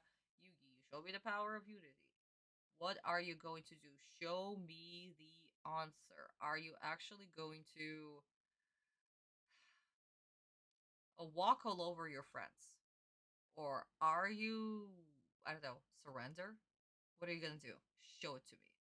This is Kaiba's motivation. He is curious. Will he prevail? And this dialogue right here, beat by beat by beat, by word by word by word by word, exactly the same. It is gorgeous, actually. I don't know. For some reason, I enjoyed this way more in the because of course I enjoyed way more in the manga, but I love the expressions that Sensei has drawn in this chapter for Autumn. Autumn is very expressive in these chapters with Jolochi. Very extremely well done. So yes, this dog is exactly the same. Keep the promise you promised me that we're going to fight when we are true duelists. Those words touched my heart. I got where I am in the battle city because of the promise that we made. And Joloshi, yeah, he's not budging. He's not budging. Come to the arena of death. And Autumn, there's nothing that he can do. There's absolutely nothing that he can do. He has to follow the rules. Now, guys, another thing that is so different between the animated version and the manga coming up right now. A little wording. A little wording for those of us who are a little bit sensitive. Anzu is, well, in the manga, she's not gonna get crushed. There is something else that is going on. So, guys, I warned you. So, we have the exact same dialogue with Merrick. Merrick is literally talking to Autumn directly. Autumn turns around to understand where this voice is coming from, and this voice is coming from Anzu. And Autumn is shocked that Anzu is also being controlled. And Merrick is saying, if you don't duel, I will kill her. Inside the capsule, there is poison, and I'm gonna make her swallow it. So hurry the fuck up and duel Jonichi. Who will survive? Will it be you? Will it be Jonichi? I don't give a fuck. So yeah. This is absolutely different. And I prefer this way more. This is way too much at stake. She could bite into it, she could swallow it, she is gonna die. So yeah, my darlings. Anime actually censored this. They absolutely censored this. And honestly, I'm not surprised why. Especially during the early 2000s, this was a little bit too much. But Sensei has always done too much. After all, Yu-Gi-Oh is still a horror thriller manga, shonen manga, but still, it has those elements. It will always have psychological thriller elements.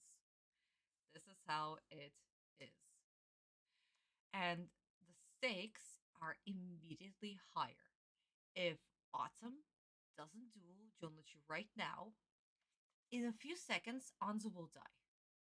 Merrick will make her swallow or bite into the pill, into the capsule. She will die. If he duels against Jonichi, there's a chance that Jonichi might die. Or he could just give up. But that means that Yugi will die because Autumn is still in Yugi's body. fuck Autumn is supposed to do. That's why this duel has such high stakes. Probably the highest stakes. Well, in the moments of the story, obviously, it's going to be get even worse in the future. But currently, in the moment when the story takes place, this is the highest stakes as it has been. Anzu could die if Autumn doesn't duel. Jonochi could die if Autumn wins. Yugi will die if Autumn loses. Perfect. Absolutely perfect. So yes, this was censored. And we get introduced to the arena. Guys, I'm going to spoil this in the manga version as well. So what do we have? We have this arena right here. We have the anchor on the handcuffs, and they are handcuffs, not ankle cuffs, as we'll see in the animated version. They were tied to the hand. Not sure why. Actually, no, I know why animators decided to do the leg cuffs, ankle cuffs. Because, guys, animating the chain whenever it's moving, because they'll be drawing the cars, they'll be playing the do this, yada yada yada, always moving their hands. Animating the chain, it's the worst. So yeah, it makes sense why they actually had the chains around the ankles instead of the wrists. But yeah, in the original, they were actually handcuffs tied to the anchor. So here's a little explanation. Oh, David, I see, honey. I see, I see. Of course, I annually visit my relatives' graves. It's part of my religion as well as tradition. Shackles, yeah, shackles, yeah. David thinks my English died once again. The common words that I don't use in my everyday Russian life. Oh my god. Yeah, guys, that's another problem. Like, you so easily forget a language when you don't use it daily. Like, I listen to it, but I don't speak it. So, like, whenever I'm talking to you guys, that's my only English practice for now. One of the reasons why this duel is so intense, Anzu having the capsule in her mouth. Yes, exactly, Kurosaki. It is a foul play. It's so freaking foul. Man, if Takahashi Sensei was still alive, I bet he could have made a go-to horror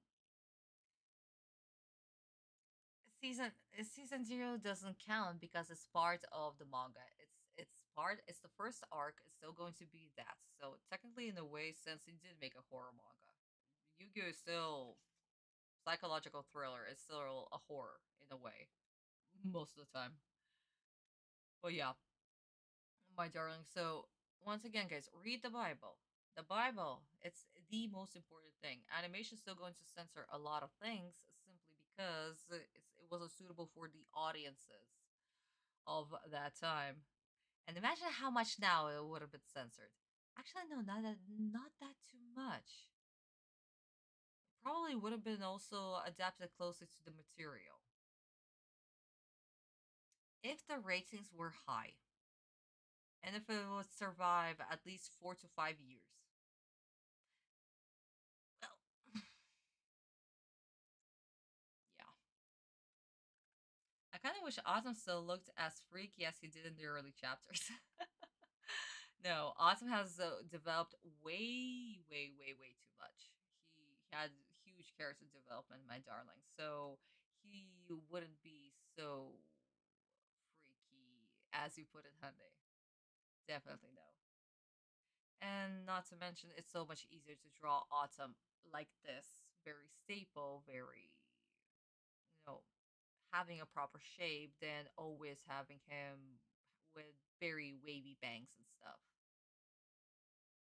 No, you, when I was a kid and school was teaching us how to run from the alligators, they taught us about the snakes. Which your shirt reminds me of. Really, honey? Oh my god. Yeah, I really love the sweater. I always freaking wear it whenever I can. Yeah, no, really fun, really cool colors. And again, my makeup always matches my clothes. Yeah, snakes are super cool. Can you give me an example of one of your late relatives buried? What's their names and who they were? Oh, honey, I don't go personal, David. That's another thing. Like, my personal life shouldn't be up on the live stream, you know? After all, I had a few people in my life that done some very sucky things. So right now, my personal life or the names of my relatives, they are personal. And another thing that I also don't want to share because, I mean, they're passed away, right? Right. Um, but because a lot of my relatives as well as my friends, they don't have social media presence, it's not the best way to actually mention them by names. So yeah, my darling. No, no, no, David, it's okay, it's okay, it's okay. Oh, okay, honey. Have a good night, sweetie. Have a good night. Bye bye. Yeah, let's stay on topic, my darlings. So, we finished with the manga version. Ooh. Cloud, let's drink. Yeah, guys, again, it's good to have, your privacy. After all, not everybody wants to be, up on social media, especially like the elder generation, even the younger generation. Not everybody, wants to have a social media presence. So yeah, if I have consent from my friends, I can say and call them by them names. But since I don't want that, and especially my dead relatives. And as well, like I said, guys, I don't jump into my personal life anymore, simply because of the shit that happened. So yeah, I can talk about me, but I'm not gonna talk about everybody around me. Okay, darling. So let's jump into 4Kids. Oh fuck. But at least I'm going to see how they are going to censor the anchor. Because I'm curious what's going to happen. Are we actually going to. I don't know. They're going to drown in Shadow Realm? Is the water Shadow Realm? The floor is lava! The water is Shadow Realm! Oh, Cloud Honey, I don't know what they're going to do. Remember, I don't duel. Maybe sometime in the future if we'll exchange social media or something. Look around you. Should you accept, you'll be battling against your best friends in a duel like none you've ever experienced. For the highest stakes imaginable. All right, let's duel. If it means saving my friends. Let's begin. Why don't you both try these on for size? Notice that you're both securely fastened to a chain that leads to a large anchor hanging above you. 30 seconds after a player's life points reach 0, the anchor will drop to the bottom of the sea. That's right. Now look down. That small yellow box is your life point counter, but it also contains the key to your survival. When one player's life points reach 0, the other player's box opens, revealing a key that unlocks his shackles. Remember, you'll have 30 seconds to free yourself before the anchor drops. So the loser of this duel will be dragged to the bottom of the ocean, while the winner frees himself at the last minute. That's right. Quite ingenious, isn't it? But wait! If I win this duel, will you set my friends free from your control, Merrick? You'll have to fish Joey out of the sea first. And don't think I left little Taya out of all the fun. But I'll get to her role shortly. And just in case you had any plans of refusing to duel, think again. If there's no winner within 60 minutes, the anchor will automatically drop, sending both of you plummeting into the sea. But you will lose, Yugi. And before that anchor drops, I'll take your Millennium Puzzle and your Egyptian God card. You're not going to get away with any of this, Merrick! Ha! And Seto Kaiba, don't think you're merely a spectator in all this. As soon as I'm through with little Yugi and his friends, I'm setting my sights on your Egyptian god card, Obelisk the Tormentor! I'm sorry, guys. Did they actually say that they're gonna be dragged to the bottom of the ocean? To the sea? So did they actually imply that they're actually going to die? I'm speechless. I'm absolutely speechless. Wait, what? They did not censor death? They did not censor death. I honestly thought that the water is gonna be Shadow Realm or something, or they're gonna be, I don't know, the anchor will drop into the Shadow Realm, like they did with the skyscraper.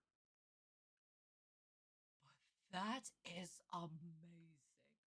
They implied, well, not implied, they literally said, you're gonna die.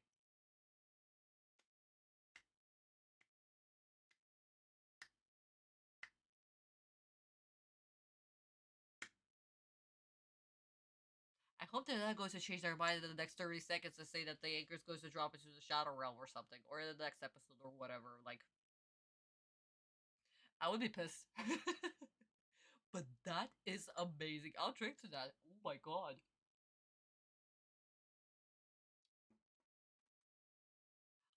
Four kids, I am proud of you. You've actually implied death.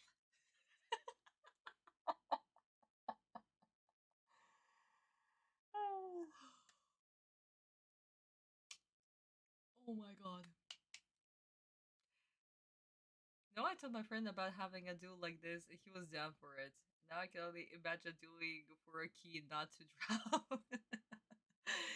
Yeah, dude, that would have been cool. But yeah, let's try not to drown. Or play a game like that. That's not worth it. That ain't gonna sharp. Have you... Oh, dude, I have no idea. Probably definitely stole from the docks if we saw that they were hiding onto in one of the cabins, in one of the pier cabins, whatever. Whatever these are called. Varric was out for blood. I know.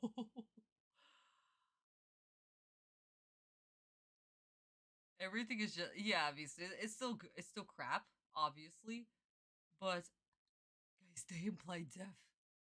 I don't know. Did we transition into teenagehood where we can say death? Well, not technically say, but like imply death. Would had to skip the episode entirely if they tried to censor. Oh, geez, I would have. I definitely would have. Nope, not completely censored. There's another moment like this in the Noah filler arc. Really, Kurosaki, they actually did that. Noah's actually dead. Did they actually kill him? Little Fork is married. You have to fuel your best friend Yugi, and if you win, your friend will die. And if you duel your best friend Yugi. And if you win, your friend will die. But if you don't duel, your friend will die. Kaiba, I'm going for you next. Yeah, pretty much. Not to mention, in the Japanese version, completely different. This whole thing. Merrick did not actually talk to Kaiba. Not yet. Not yet. So, my darlings, surprisingly, there was no removing all the violence. There is none of that. That is amazing. Explain what's currently happening on screen. Yeah, I'm doing that because they literally explain what's currently happening on screen. Absolutely. But for now, yeah, this is fine. This is absolutely fine. I'm speechless. Oh, guys, we hit a bingo. Yamido game! Guys, we hit a Yamido game! We hit a Yamido game. Oh my god. Woo! Yay. But let's see. You know why didn't Merrick take over Yugi's mind? He technically can't. Because the power of the Millennium Rod cannot control the people who have the artifacts. Like the Millennium Eye, Millennium Key, and other ones. So he technically can't. Not to mention, this will make his game so much fun. He needs it to be fun. He needs to torture Autumn.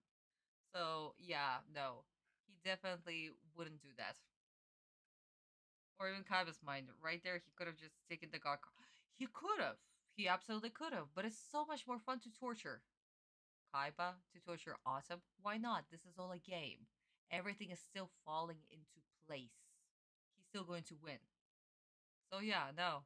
He doesn't need to. He absolutely doesn't need to. Because torturing Autumn right now, that's the best thing.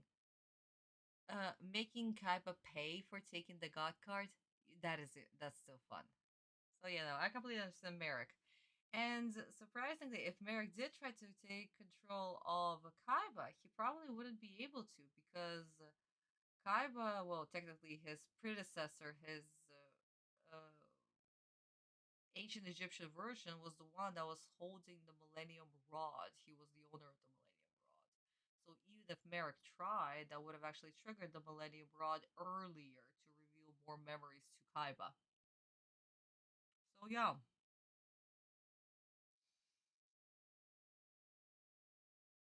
Yeah. Yeah.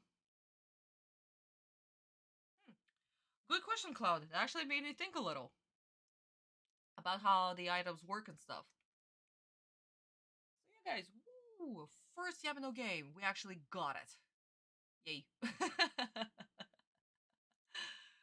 Okay, sweetie. So let's actually finish the scene because I want to see how Mokuba is gonna get kidnapped, taken hostage, whatever, and before the duel starts, and then jump into the Japanese version. Okay? Alright, I've heard enough! This duel is getting way out of hand, Seto! You've gotta put a stop to it before someone gets hurt! Plus, Merrick may try something like this on us next! As head of the Battle City tournament, I demand that this duel be stopped now! Sorry, but the duel will continue as planned! And speaking of plans, here's the final piece of my plot! Hey, what's that? Above Taya! Taya, what is the meaning of this, Merrick? I'm afraid that anchor won't be the only thing getting dropped.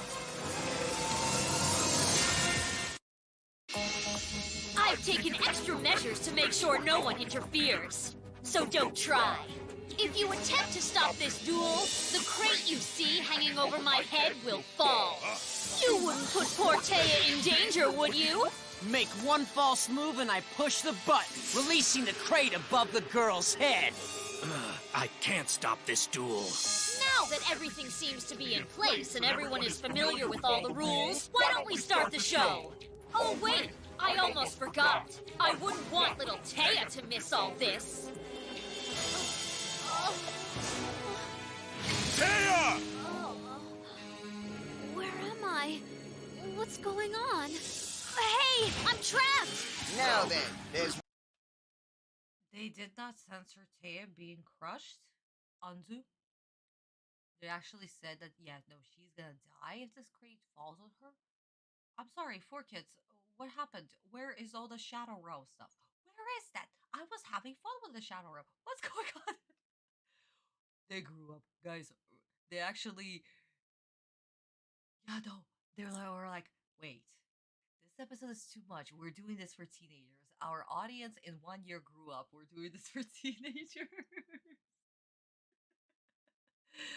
It should have been 4 teens, not 4 kids. We're 4 teens now.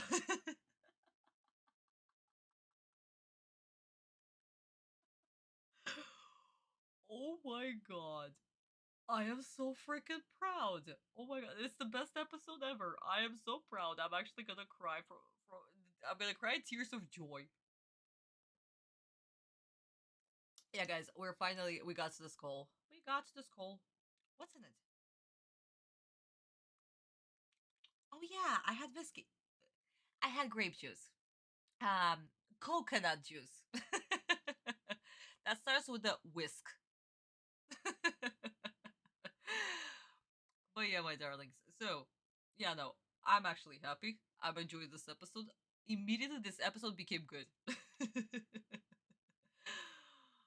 Oh my god. But the rest, terrible. Terrible. And you know what I'm going to do, guys? Because at this point I'm kind of done. I am super tired. Talking without a breather because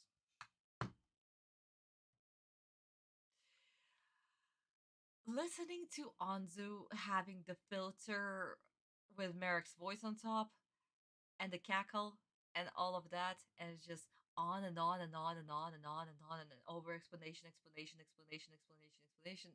I'm done. Kaiba is not being Kaiba right now.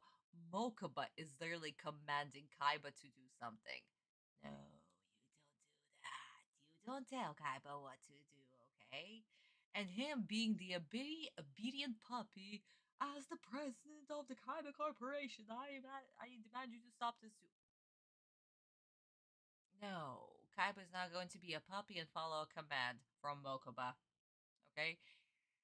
Why am I saying this, guys? Because once we get to the Japanese version, you're going to hear a very interesting inner monologue. A very, very, very interesting monologue happening in Kaiba's head.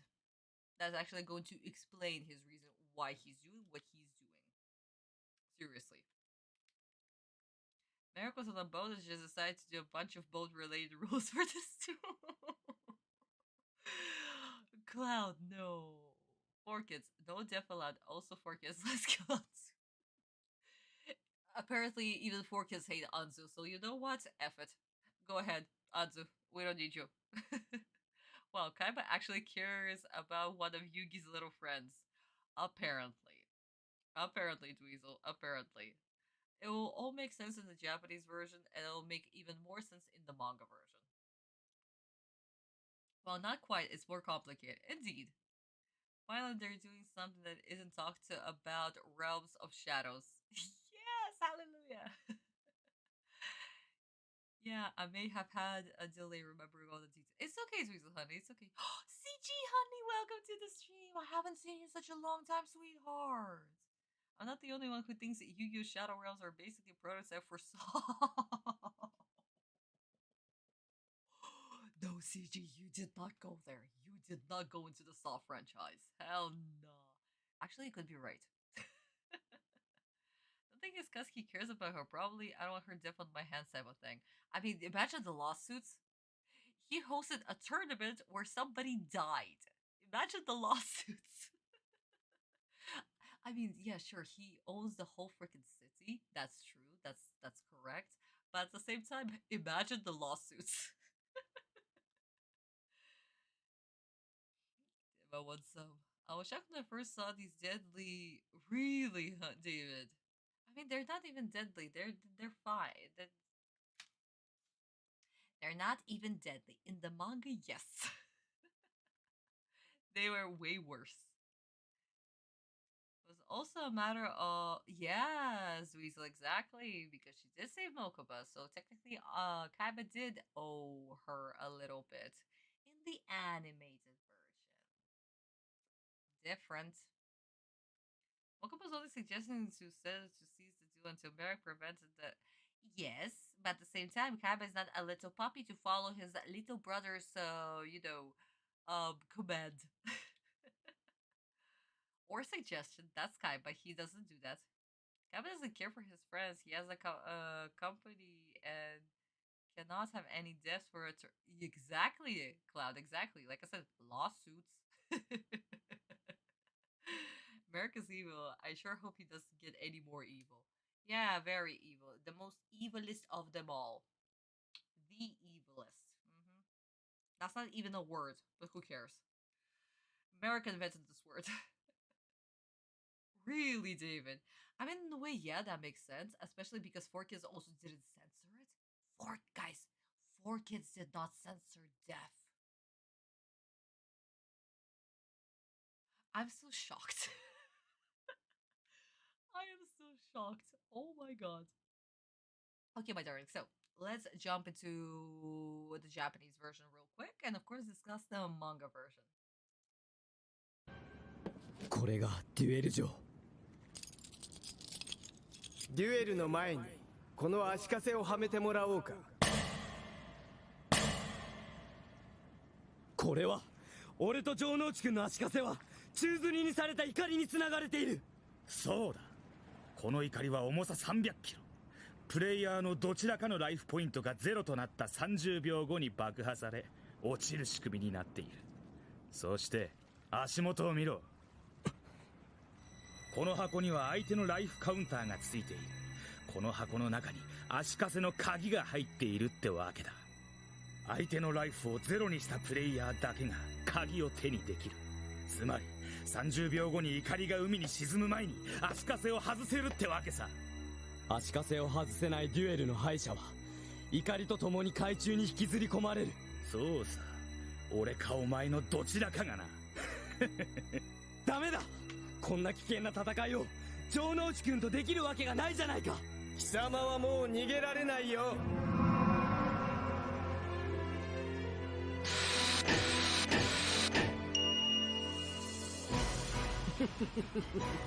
怒りに備え付けられた爆破装置は作動した。何もせずとも40分後には爆破される。そうなったら2人とも海の底だよ。何、簡単なことさ。城之内を助けたければお前が負ければいいだけのことさ。マリック、貴様は絶対に許さねえ。遊戯と城之内のデスマッチだと。ここまで残酷なデュエルをさせるとは。マリクは3000年も前の復讐などという馬鹿げた目的のために本気で遊戯を殺そうとしている。やめさせてよ兄様、こんなデュエル認められないぜ。どちらか一方が確実に命を落とす戦い、そんなものはもはやデュエルではない。俺は認めん。このバトルシティでマリクに勝手なことはさせん。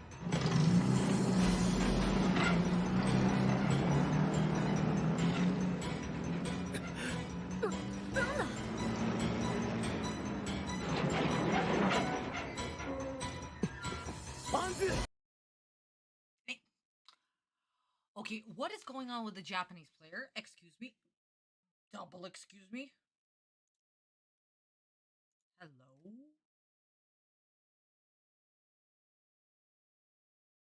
We didn't even know the timing.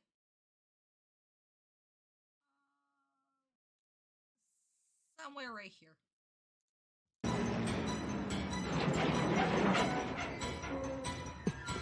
バンズ、一体何をする気なんだ。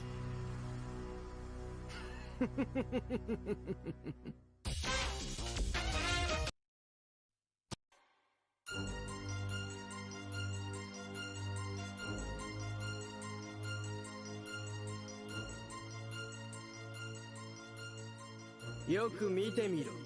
コンテナを吊るした鎖にも怒りと同じ爆弾が仕掛けてあるんだよ。何？妙な真似したらこのスイッチを押してコンテナを女の真上に落っことすぜ。どこまで汚い真似を。海馬くんはそこでおとなしくこれから始まる最高のショーを見学しているんだね。そうだ、せっかくのショーだ。この女にも見せてあげなくてはね。アンズ、ここはちょっと何よこれ。遊戯城之内。汚いぞマリック、アンズを離せ。 Okay, guys, let's stop right here. Issue. Oh my god. Kaiba has a character. Kaiba has a reason. Kaiba doesn't want the answer if the cost of this duel is this high. And again, guys, I'll read your comments in just a bit why I want to focus on this. So, as I explained, so we have the handcuffs, whatever you want to call them. And they're tied to the anchor, and the anchor will drop once the player's life points reach 0. They actually have 40 seconds. I actually double checked this because I was like, wait a second. 30 seconds? I don't remember 30. I thought it was 40. No. In the manga, it is actually 40 seconds. They have 40 seconds before the ankle will drop. So that's the thing right here. And Merrick also explains that after after the timer runs out, and that or does he explain it later? Wait a second. Yes, 40 seconds. Yada yada yada.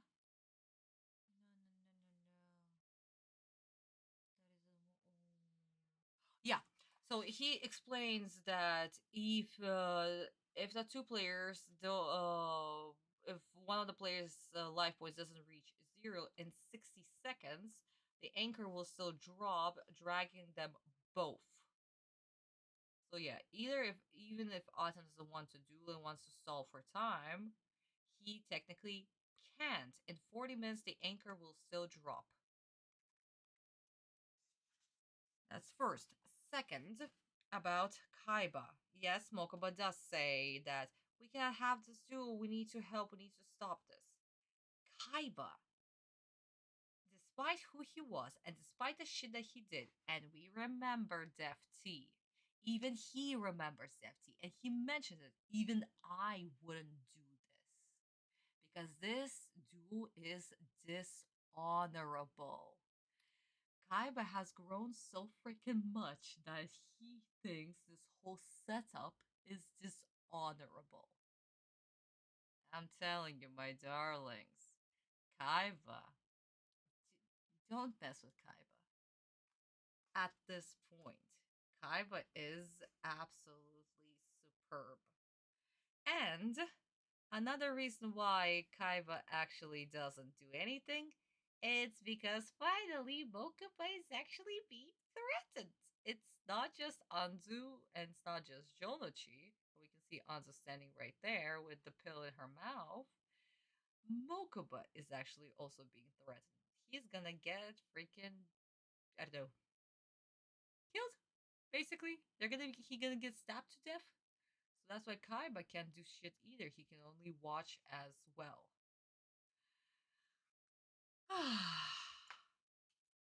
That's another reason why.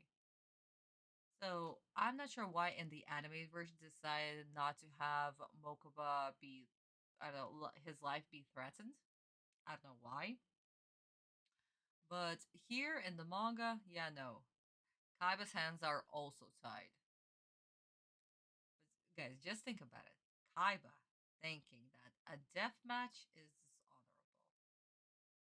He has grown so much as a character to the point where he was like, I don't want the answer. I don't care about the answer. Power of unity, power of love, I don't care. My best friend shouldn't die. Oh my god. I love it. I love it. Kaiba in this moment thinking of Autumn as his friend. F Jolochi. Who cares about Jolochi? Autumn might die.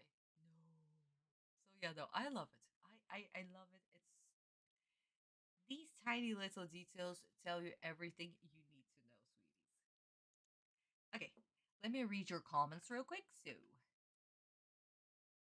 me when I was a teen, yes, I read that David comment. Yeah, I only know one lawyer in the entire Yu-Gi-Oh franchise, and he was a specialist in dual law. Oh my god. I mean, trying to murder my friends over a children's card game is evil as hell. Stupid players. Yeah. Guys, I'm so sorry. Hopefully the other players got fixed somehow. Orgus probably said 60 minutes instead of 40 minutes because they had to make the time for commercials. Maybe they did. I'm not sure, David. I'm not sure, Cloud. I didn't even listen. If only Merrick would have said that the clock would have reset to 10 minutes to escape after opponent's life points reach 0. Nope. He didn't. Also, that truck didn't pull up in the forecast. It didn't? Huh. Actually, I didn't even notice. I mean, 4Kids do cut a lot of things during the episode, so such scenes, yeah, maybe they definitely cut it. He does have the drip. I think I didn't make a dual disc. I mean, they would have dueled on a table, guys. If we remember in the manga version, they still were dueling like on the table, so probably something would have fallen upon them, or I don't know, a chair would have dropped beneath them, something like that. Something would have definitely happened. It was still would have been a death match. Maybe not with an anchor, but still. Oh, excuse me, my darlings. It's almost 5. Oh yeah, it is 5. It's 5 in the morning, guys. So sorry. But yeah, it still would have been a death match regardless. Not with an angle, but it was something else. But there's nothing in the rules say that you can't murder your opponent after they lose. I mean, yeah, sure, there aren't. Just like Mokuba bodyguard. How do you feel it's a terrible security? Actually, so in the next chapter, I think in the next chapter, we're at the end of this chapter, Mokuba is actually going to question, like, how the hell did I let myself get caught in this situation? What is this? You know, even Mokuba was pissed about it. Okay, guys, so let's go. Fork's version. One last matter. Yugi, your Egyptian god card is off limits. So if you were planning on using it against me, you're out of luck. Now remove the card from your deck so I may claim it when I win. As you wish, Merrick. I keep my special cards in here. I wasn't gonna use Slifer anyway. It's too dangerous. Wait a second. I know something that may be able to help. Joey's Red Eyes Black Dragon. Here you go, Joey. Nah, Yug. You hold on to it. It isn't mine to take, pal. Besides, this means that a part of me will be a part of your deck. Anyway, I know it's gonna come in handy for you someday. This Red Eyes meant so much to Joey, and he gave it to me as a sign of our friendship. Well, I'm putting it in my deck. I know the real Joey is in there somewhere, and maybe there's a way I can use this card to save him from Merrick. Now place Slifer on the ground, Yugi. So whoever wins will retrieve that card while the loser goes swimming. Soon I'll possess Slifer the Sky Dragon and Yugi's puzzle. My plan won't fail. I think it's finally time to begin this duel. Yugi? Versus Joey? Are you ready to duel, Yugi? I am. Let's do this. Prepare to lose, fool. It's time to duel! Well...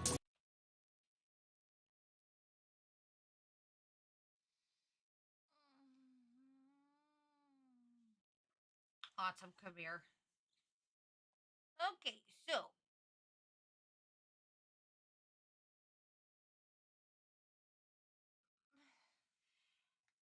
I'm having an existential crisis. Oh my god. Where is it? Yugi inserted into the plot for no freaking reason because I am so done with Yugi talking in Autumn's head for no effing reason. That's first. Second, I still hate the plot about Joji just randomly giving his red eyes to Autumn like that. And also another thing, random explanation. I didn't need to use Slifer anyway. I am the coolest thing ever because I am Yugi. I am the villain. No freaking problem.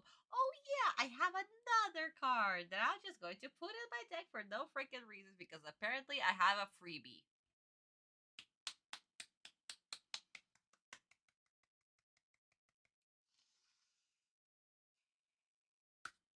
I'm so freaking mad that somebody's going to die. Oh my god, okay. Yeah, no, that made me mad.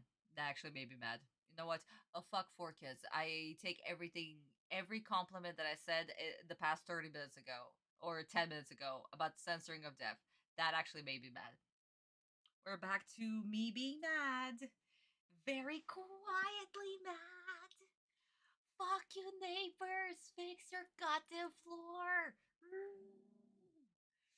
I really want to scream, guys. You have no idea how much I'm holding back right now.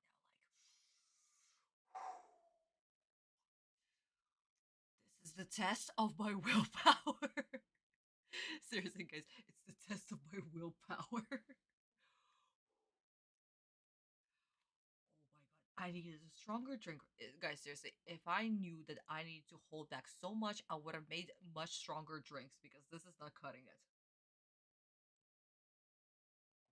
This is not cutting it. Oh, sweet mother of Ra. Okay.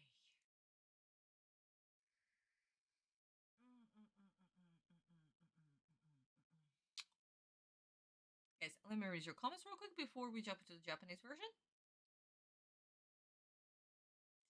If Yumi had used Slifer at the duel where we could have seen him,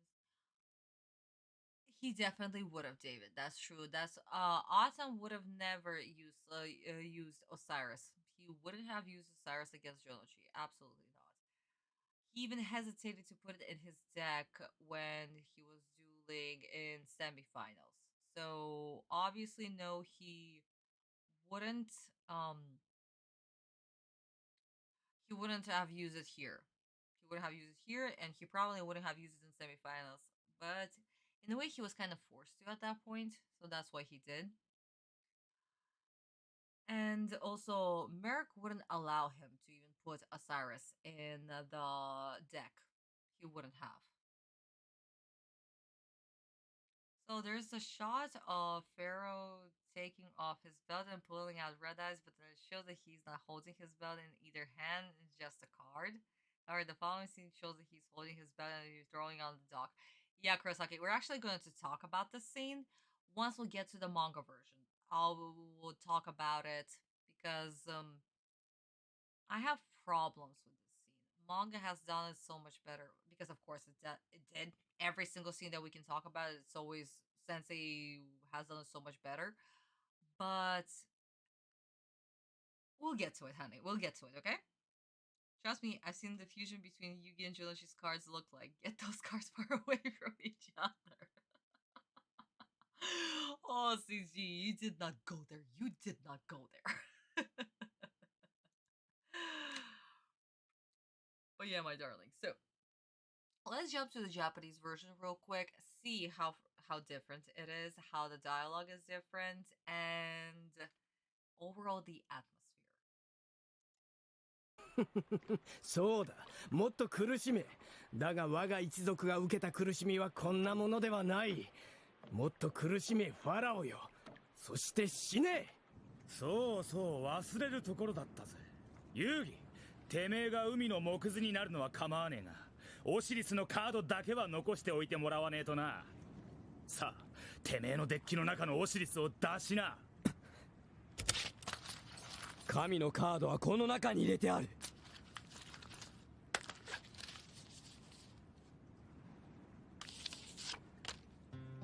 レッドアイズブラックドラゴン。遊戯、今そのレッドアイズは受け取ることはできない。今の俺じゃレッドアイズが許してくれねえ。だから遊戯、そのカードはお前が預かっておいてくれ。戦うしかない。このレッドアイズをデッキに入れて、レッドアイズブラックドラゴンで城之内くんのデュエリストとしての心を取り戻すしかない。オシリスのカードを床に置け。生き残った方が神のカードを手に入れられるってわけだ。これで全ての準備が整った。さあ城之内、遊戯を抹殺しろ。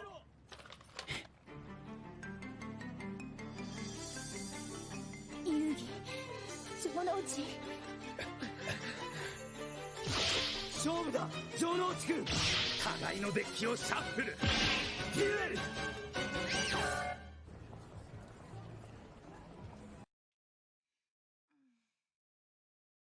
Well, what can we say about the scene? So much. It's so freaking different. Oh my god. Like the emotions, everything that's going on, and what is Autumn thinking in that moment when he takes out the red eyes. Again, guys, did we see this little hesitation? Like he looks at Osiris, notices that the red eyes black dragon is behind it, hesitates, takes it out. decides to add it to his deck. Just that little detail right there. It's absolutely gorgeous. I don't know. I love the scene way too freaking much, and how much it means to both Autumn, of course, because of the promise, and Jolochi, even though he's being brainwashed. But what could mean in the future if Autumn were to summon Red Eyes Black Dragon onto the field? Because maybe he could remember the promise that he made to Autumn. And Forkis freaking butchered it. So, my sweeties, anyway, let's jump into manga real quick. So, this scene right here plays out exactly the same. That basically America's like saying, I don't care if you are gonna die. I really don't care, but I don't want to fish out I don't want to fish out the god cards. So Autumn takes off his belt. He says that the god card is in his belt, in the little pouch. He sees the two cards. Guys, again, in the manga, they're actually not facing us. And when Autumn looks at it, we see it from this angle right here. And then once we flip the page, he takes it out. He takes out the Red Eyes Black Dragon. Remembers the promise. Remembers what he needs to do. Maybe this way he'll be able to bring out Jonichi's heart as a duelist. And guys, look. Autumn actually shows that the God card is inside the little deck pouch on his belt. Then Joji says that he needs to throw it on the floor. And that's what Autumn does. And the duel begins. So I love this detail right here. I love that Autumn is actually showing that the God card is there, because what did we see? We saw that Autumn randomly added a card into his deck and then just threw them out. It could have been Osiris that he added into his deck, because Autumn did not show it. So this detail right here is actually very, very important, and it shows. And honestly, I really, really like it that we don't even see the cards. We just see two cards right here that they're facing down. Honestly, this detail is so much better. So I prefer. I am biased. I'm always going to prefer the manga version. But again, these attention to details just shows and conveys the story way more. And Kurosaki was right about the whole belt thing. Why?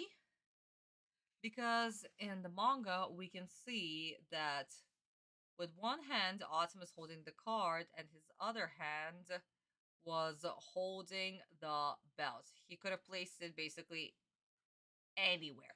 It could have been on his elbow, it could have been on his dual disc when he added the card into his deck. We don't know. But because this was how it was portrayed in the manga, that's exactly what they did in the anime. So at one point, I don't know how Autumn is holding his belt, but yeah. Probably, I don't know, he put it like, I don't know, on his elbow between like his upper arm and the forearm, something like that. Very possible.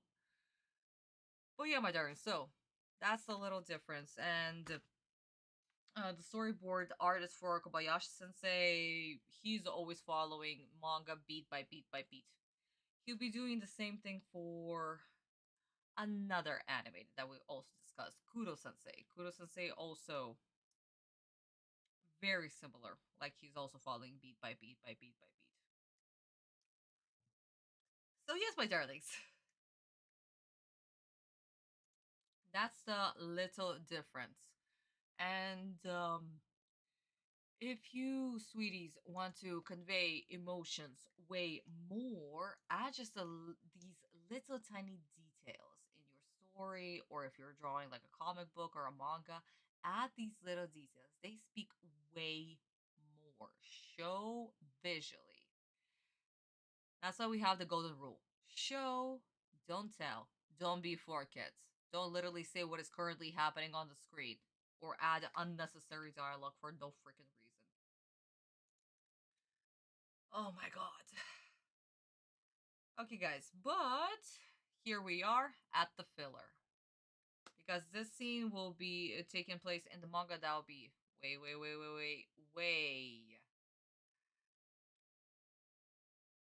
way far. And as we remember, in the manga, Honda and Otogi went to fetch Shizuka, basically. So once again, a little filler to pad out the runtime, as well as since they were already on the train, they need to get out of the train. So yeah. Okay, darlings, let's watch. Oh my god, they're even going to butcher this scene, aren't they? Aren't they? Let's go. We finally made it, Serenity. Great. Huh. You grew up here, right? I bet it's been ages since you've been back, hasn't it? Yep. Joey and I used to hang out here all the time when we were little. It was the best. I can picture it so clearly. It's like Joey and I were here just yesterday. That's great. Hey. They were I'm sorry, guys. I am so sorry, but just picture this. They were chilling at a train station. I know that's not what they said. But just imagine this situation. Oh yeah, I can picture like it was yesterday. We were always chilling at the train station. We were sitting in that corner begging for money. That's what I hear, and that's what I just imagined. What? What is this? Oh my god. Guys, I'm so sorry. I'm so sorry. Let's continue. Speaking of your brother, we should go find him now. Let's go. It would be nice if I had a clue where Joey was. Let me give Tay a call. Huh, that's weird. Taya's not picking up. That girl's always got her phone on. I couldn't get through. There they are. Yugi, you draw the first card. It's the beginning of the end for you. I've got to figure out a way to stop this duel. When that anchor falls down, it's taking one or maybe both of us with it. What's the problem, Yugi? Are you too frightened to play a card? I don't think so, Merrick. I summon Gazelle, the king of mythical beasts. That ends my turn. Very well. Yugi, say goodbye to your Gazelle, for I play Raigeki, which destroys it. And now, I summon Alligator Sword! Attack his life points directly!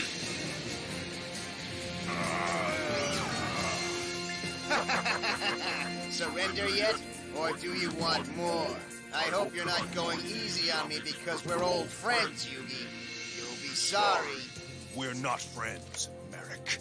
I play Big Shield Gardner right now, in defense mode. So, you think that's enough to protect your life points, Yugi? So naive. I play my Hinotama magic card. Now watch closely as its power blasts away your life points!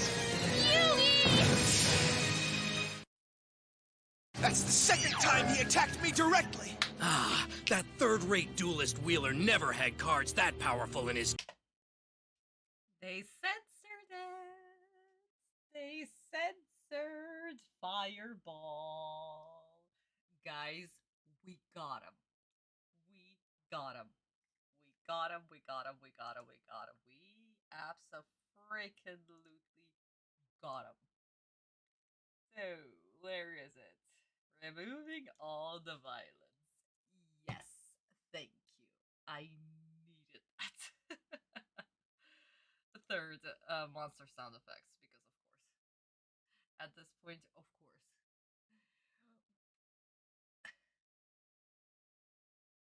Alligator sword, it does sound like alligator sword. Gazelle, what was that? Elephant? What was an elephant? Why did we need that elephant? They censored Fireball, yup. So guys, since we had a monster censor or edit, it also means this one. Yes. So, how many Yamino games did we get? And that's a 1, and that's it.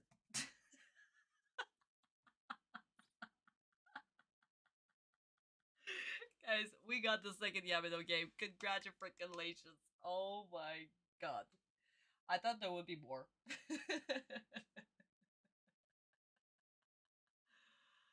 Oh, sweet mother of Raw. This is unbelievable.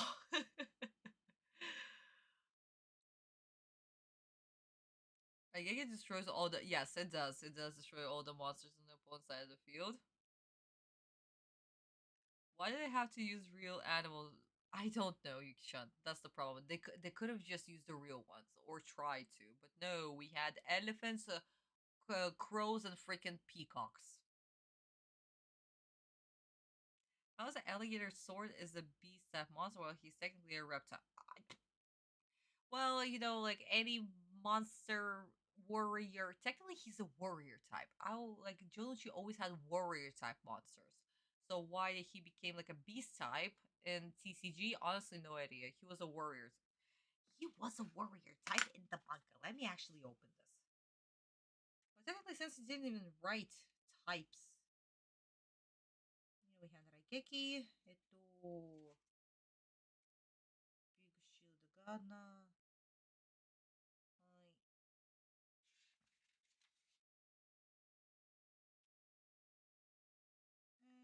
Alligator sword.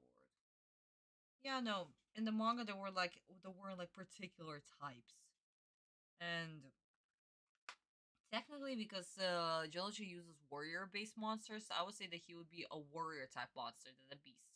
But TCG does TCG, you know, guys. And when it comes to TCG, don't ask me. This is where I just go, no, I don't know.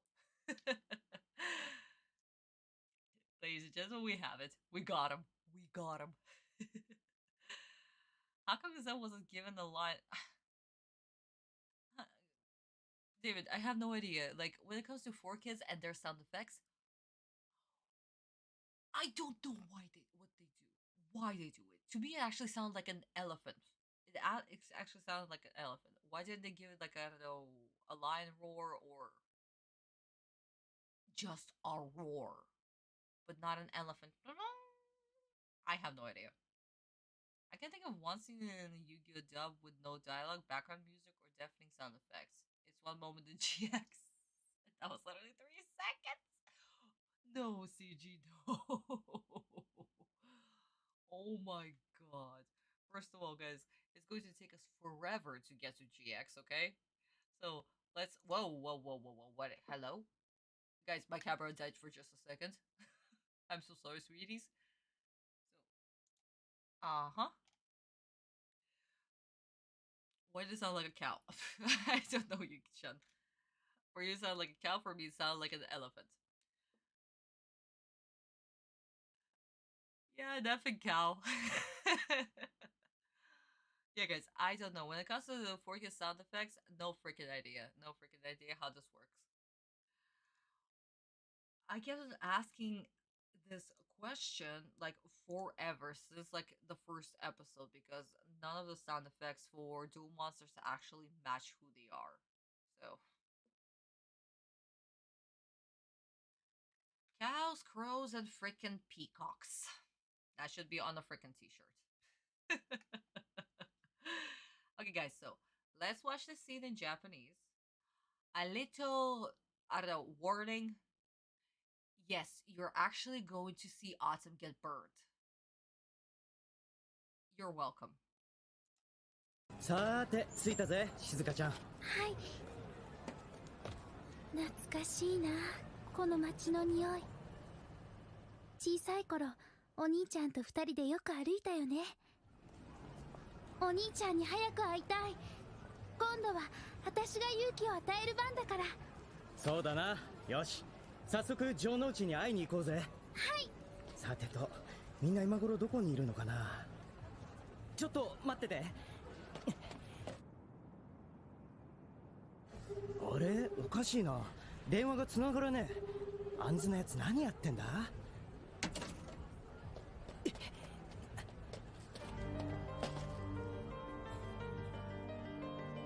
遊戯貴様の先行だ。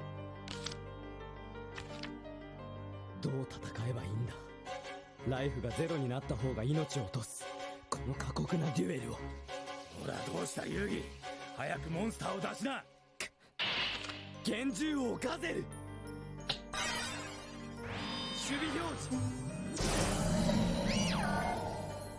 ターン終了俺のターン行くぜ俺のカードはサンダーボルトさ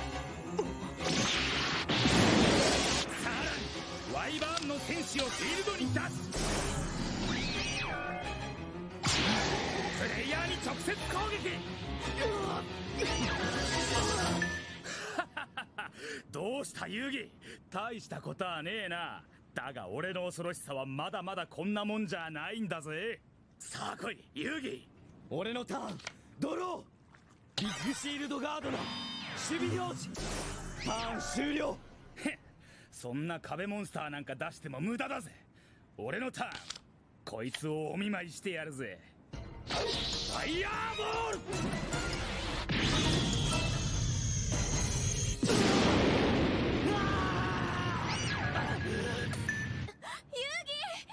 何この大会ではプレイヤーへの直接攻撃系魔法カードは禁止されているはずだ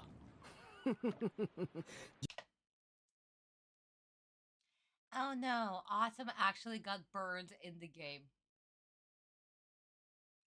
And Market Center that. And here I went praising 4Kids about death. Apparently it's okay that they drown, but it's definitely very, very bad that Autumn gets burned. Ta-da! Honestly though, guys, this is absolutely freaking hilarious. Oh my god. Ah, sweet. Sweet, sweet, sweet, sweet, sweet, sweet, sweet mother of Osiris. So, my darlings, how does this duel start? Guys, as we can see, what does Autumn do in his turn? He only defends. He's not attacking. He's not even playing a spell card, a trap card, nothing. He just defends. He needs to feel out the duel. What is Jonashi going to do under the control of Merrick? So the duel plays out like it is. Yugi goes first, because Jonashi literally tells him, go first. And he summons Gazelle. Actually, no, it wasn't Gazelle, it was Baphomet. That's, guys, that's another difference. In the manga, he actually summons not Gazelle, he summons a Baphomet. And it's his turn. Jonachi plays his turn, and he's literally saying, like, I'm gonna fucking fry you. So, he plays Thunderbolt, or what was it in English? Raigeki. He plays Raigeki and destroys the Baphomet. And Alligator Sword attacks Autumn directly. And of course, Merrick is enjoying the hell out of it. He's enjoying the hell out of it. He wants to see him suffer more and more and more. What does Autumn do next? Defend. He summons Big Shield Gardna, of course. Okay, he won't be able to destroy him this turn, but it doesn't mean that he's not just going to kill him. So what does he do? He summons Fireball. Well, he plays Fireball. 600 attack points of damage directly. And yeah, Autumn doesn't know what to do. How can he bring back Jonachi? And this is where the chapter ends. Next week,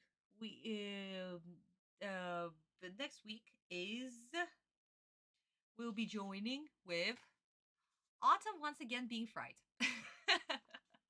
So we have once again a recap page where Autumn has the exact same dialogue. So he has a fireball played against him. Jonachi is saying the exact same dialogue, and Autumn is literally like, what can I do to bring you back? So almost word for word here.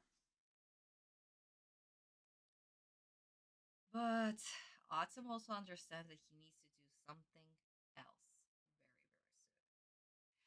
But that will take place in just a little bit. We're going to discuss the next page in just a little bit because we need to hear this dialogue originally in the Japanese version first. So, 4Kids, thank you so much for removing once again all the violence. Oops. Oh yes, why why Forkis say no to burning but yes to drowning? Apparently, they don't consider drowning as death. It's fine. Or I don't know, they couldn't actually censor it properly because what else can you do? No, seriously, what else can you do? Not to mention the future episodes are gonna be what? Yugi and Jonashi technically are going to. Excuse me, my darlings, are going to um basically both lose the duel because Yugi's gonna be the first one to lose the duel. Then Jonashi is going to ask Red Eyes to attack him, and then he's also going to have his life points reach 0, and then they're both going to be underwater. So technically, Forkis cannot do anything about it. So they couldn't censor it properly because then I don't know, Jonashi would actually be dragged into the Shadow Realm. Maybe, guys. I don't know. I'm just taking guesses at this point. I can excuse drowning, but I draw the line at burning. Yeah, guys, pretty much. So, sweeties. Ironically, we had an episode where Yugi suffocated in fire while trying to save his Millennium Puzzle. Yeah, we did. We absolutely did. And he was okay, but apparently this is bad. It reminds me of when I asked why they censor violence, and my mom said because crazy mentally ill people take it very seriously and want to do those things. Oh yeah. Actually, no, that makes sense, Yuki-chan. That absolutely makes sense. That absolutely makes sense.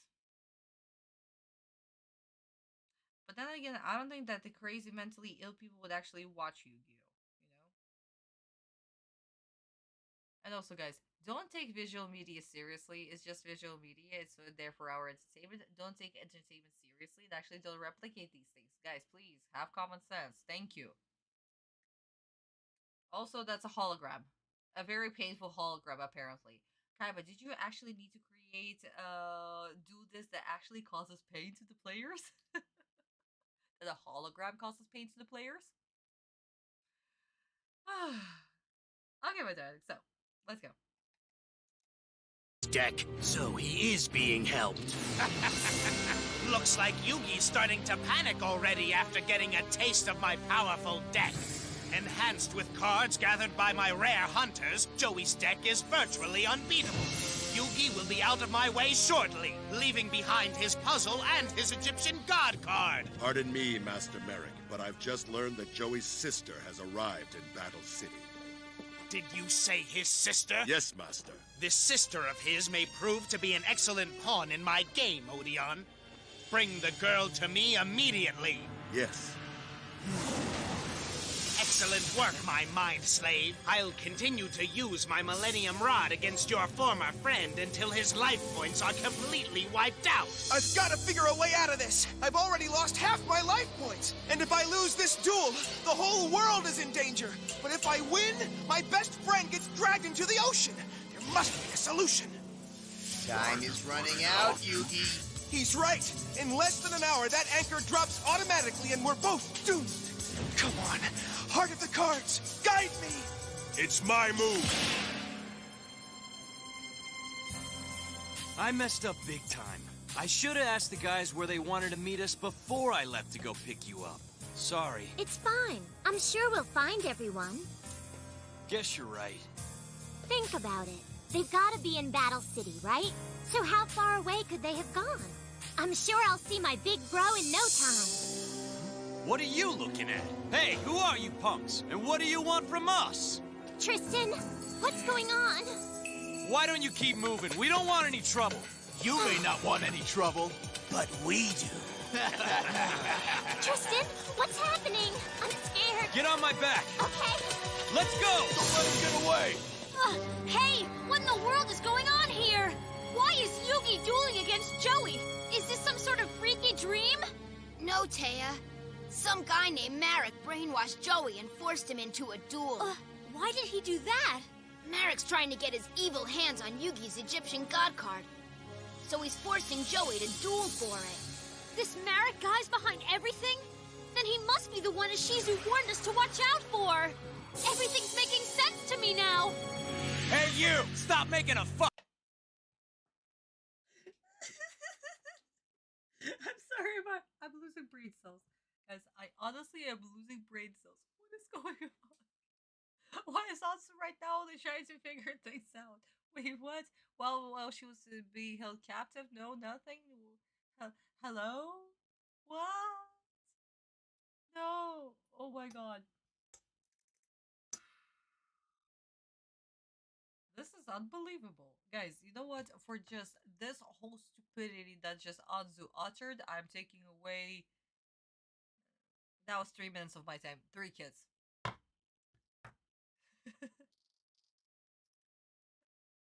I am not sorry. Ali, I am not sorry. Oh my god.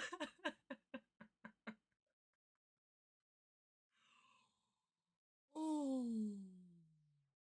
Do I have anything on the bingo card? No, we didn't have a Making a Powerful Scene film map. We actually about to have a Making a Powerful Scene film map very, very soon. Because I'm saving that for the end of this episode. And if they're not going to deliver, kapoom. Seriously, a kapoom is gonna happen. Oh my god. Vista, honey, can you take away 3 kids, please? Jesus Christ, this is unbelievable. 3 kids, kapow. Oh, hey, Arachan, hello! Honey, isn't it super early for you? It's like 5 in the morning, honey. Shouldn't you be in bed? Mary's Brainwash Curse also reminds me of the Life Society at Yu-Gi-Oh! GX where Alexas, Jazz, and Basti. Who are these people? Were each brainwashed when they each use dangerous White Veil magic card?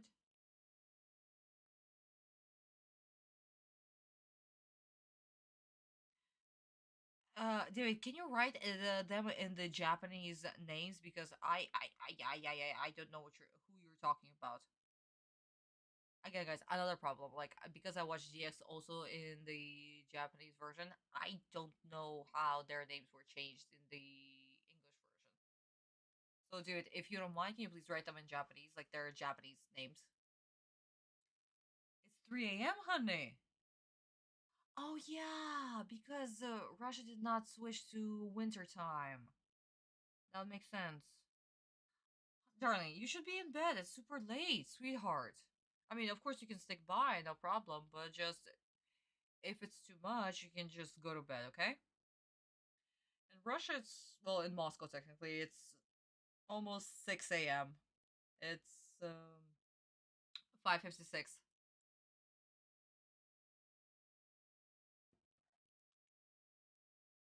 Oh my god. But anyway, good darling. So, Anzu, wow. Just wow. Let's switch to the Japanese version, and you guys will see that Anzu is not actually talking nonsense. We are not going to jump into the manga simply because there's literally nothing to talk about. Anzu is silent until Autumn makes his turn. Anzu is basically silent, and we can't even get to Kaiba. Oh! Yes, David, much better, much better. Asuka, Manjome, and Daichi. Yeah, okay, now I know what you're talking about. How can holograms hurt Julius leaving them excruciating pain? Um, Kaiba, when he mentioned about Dual Disc, even in the manga version, because he was so impressed by Yamino game and how much he can do, he actually inserted that holograms could actually cause you pain. So it would be more like the players are actually, fighting with their monsters. So that's why Kaiba did that. So that would add to the stakes. That was Kaiba's intention. But I think that's why Kaiba also banned direct damage cards because you saw once Fireball actually hit Autumn, Autumn was literally being burned alive, basically. So that's why Kaiba, for his tournament, he banned those cards because you cannot just hurt your player like that. It's fine if you play it on like a table game, but it's definitely not okay if the hologram can actually hurt you. It reminds me of, let's see, I'm going to talk about another series, but it reminds me of the gift the character. I see. I mean, I love Boku no Hero Academia, so it's a cool series. I absolutely love it. I'm still waiting for until the season will finish so I can watch it. I mean, yes, manga was finished. I know the ending. I read the manga, of course I did, but like I'm so curious to see how the animation and the animation studio has done it. So yeah, no, it's really really awesome. Again, and the studio, it's so good, guys. You can say whatever you want about My Hero Academia, but it's still really good. But I'm not going to spoil it because the final episodes are literally coming out. And those of you who did read the manga, enjoy the series.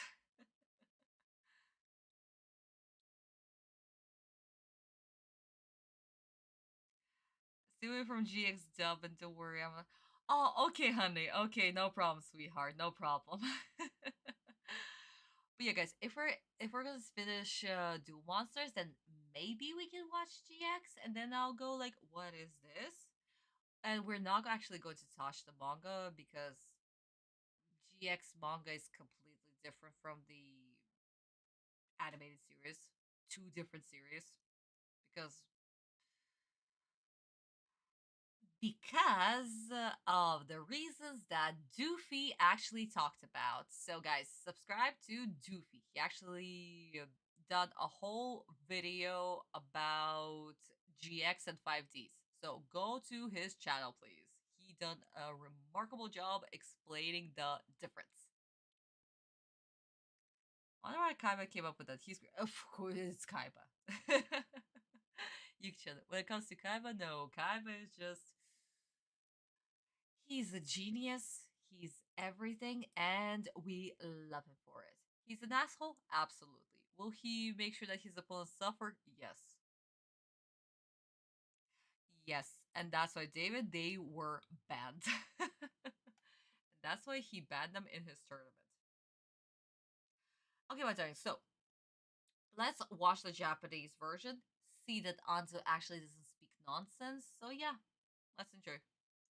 城之内のデッキはグールズが偽造した禁止カードを大量に入れてある。通常カードでデッキを組んでいる者には絶対勝つことはできないのさ。仲間に葬ってもらうなら本望だろう。死ね、憎きファラオよ。マリック様、遊戯の仲間がこの町に城之内の妹を連れてきたようです。城之内の妹？ふん、そいつは我が一族の復讐の手駒として利用価値ありだな。面白い。すぐに捕らえろ。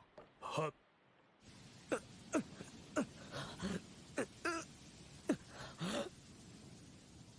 どうだ、プレイヤー抹殺の禁止カードファイヤーボールの威力はよ。城之内君、それでいい。潰せ。仲間同士で殺し合え。城之内、僕の復讐の意志と記憶を継ぎし人形よ。本当は戦いたくない。こんなデュエルを俺たちは望んでいなかったはずだ。だが戦うしかない。城之内君の中でデュエリストの心の火がまだ消えていないなら、お前のターンだぜ遊戯。必ず呼び覚ましてみせるぜ君のデュエリストの心を。カードドロー。ごめんな静香ちゃん、俺が出かける時にちゃんと居場所を聞いておけばよかったのにさ。いいんです、本田さん、気にしないで。静香ちゃん、私は今お兄ちゃんと同じ町に来てる。同じ町の中にいるんです。だから大丈夫、きっと会えます。てめえら何者だ。俺たちに何の用だ。本田さん。てめえらグールズだな。くそ、こんな奴らぶっ飛ばすのはわけねえが、今は静香ちゃんを守るのが先決だ。静香ちゃん、起こされ。はい。しっかり捕まってろよ。おい。やめて。何やってんのよ、城之内。これってどういうことなの？城之内はグールズの仲間になったとでも言うの？城之内はグールズのマリクってやつに洗脳されちまったらしいんだ。マリクに洗脳？3000年も前からの一族の復讐を果たすんだって。俺にはさっぱりわからないぜ。3000年前の復讐。じゃあこれがもう一人の遊戯の失われた過去にまつわる戦いなの？ギャーギャーわめくんじゃねえよ、お嬢ちゃん。いい子にしてねえとコンテナ落っことすぜ。やれるもんならやってみなさいよ。なんだと？海馬くん、木馬くん、私はどうなってもいいから城之内たちを止めて。そんな無理だよ。遊戯、なんとか耐えしのげ。デュエリストのプライドなき愚かなデュエルを。オラオラ遊戯よ、いつまで時間稼ぎしてやがる。Let's stop right there, or else we're just going to finish this episode. But yeah, my darlings. Wow, Anzu's actually is not asking stupid questions. Amazing. She's actually connecting the dots. No freaking way. Anzu would rather have the crate fall on her than let the zoo continue. Yes. What can I say? Do I need to say more? Do I really need to say more? Yeah. Anyway, my darling, so excuse me. Okay, Mr. Honey, no problem. Yes, Ara. In the Japanese version, it was called Fireball, and they just for some reason translated into Japanese and called it Hirotama. I don't know why. Same thing with Raigeki. Because in the Japanese version it was also a Thunderbolt. That's it. But for why they decided to switch it back to Japanese, no idea. Okay, my darling. So, what do we have? This dialogue right here is exactly the same. That Autumn will do everything in his power to bring back Jolnuchi's heart. This dialogue plays word for word. We get a little reminder about the rules of this duel right here. Welcome back, sweetie. And Jolnuchi is once again urging Autumn to do something on his turn. And that's it. Because Anzu doesn't get to say a word. Anzu is still literally brainwashed by Merrick and biting into the capsule. But what I want to actually discuss is this scene right here. That Kaiba is being reminded that if he moves or does something, then Mokuba is going to be fish food. So that's why Kaiba is not doing anything. And Mokuba has a little inner dialogue of how could he be so careless to get captured like that? That Kaiba needs to stop the duel. But Kaiba can't do anything.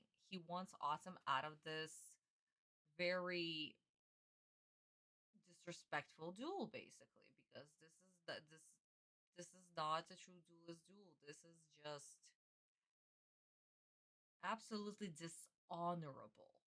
This is a very dishonorable duel. So Kaiba actually hates this happening in his tournament, but in reality, no, he can't do anything. His brother is literally being held as a hostage. Anzu, who cares that she's going to die. Junichi, who cares that he's going to die. Not Autumn. Oh my god, my only best friend. So yeah, This is quite fun. This is absolutely quite fun. That Kaiba is actually very worried that Autumn might die because he knows that Autumn will definitely sacrifice his life to save Jolochi. So yeah, absolutely fun.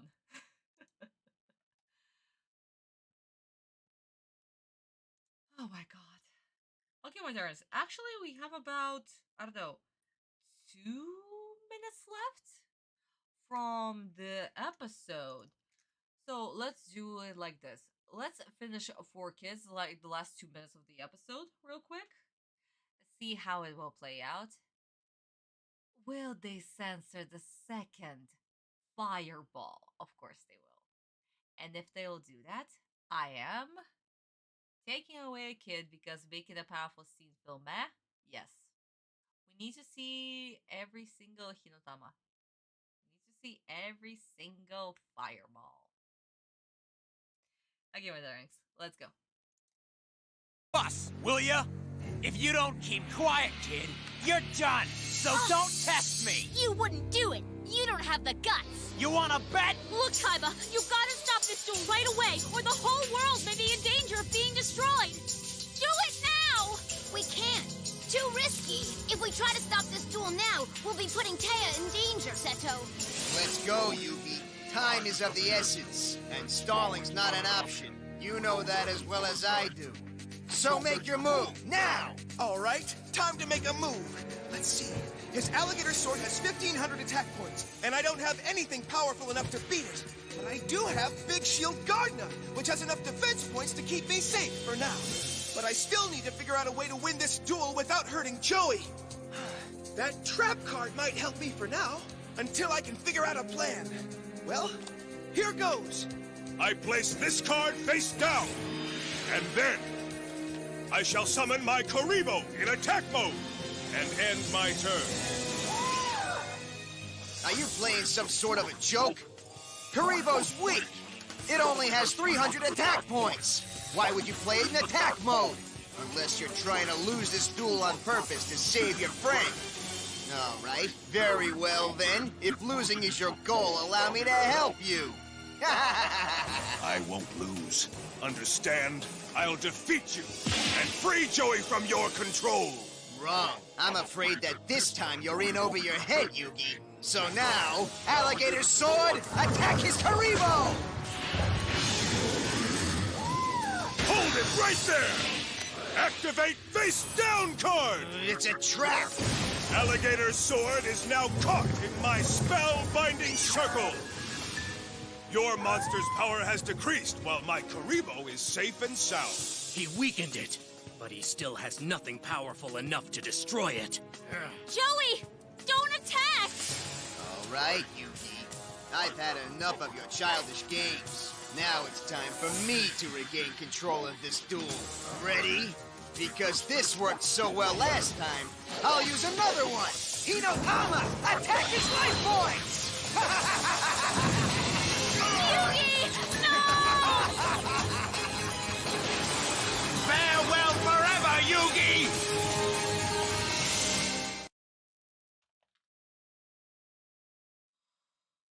Oh god. Oh, that was so rushed. Oh, they tried so hard not to show absolutely anything.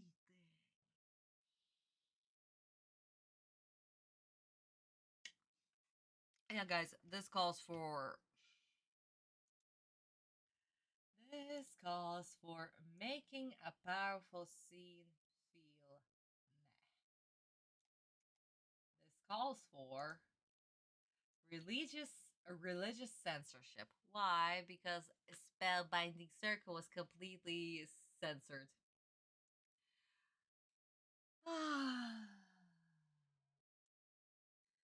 And honestly, I am so sick of Yugi taking all the glory from Autumn, so I'm doing Yugi blazing. Fuck it. That's 3 more kids. And how many bingos there is, because at this point, there is a lot.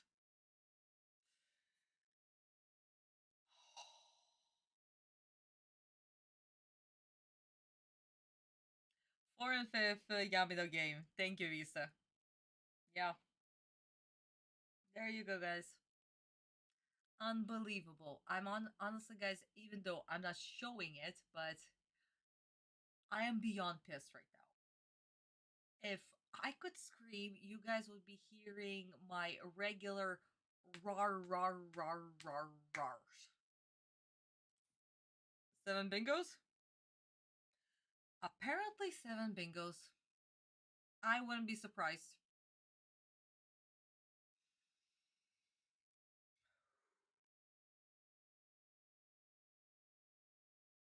Yeah, no, garbage. Oh my god.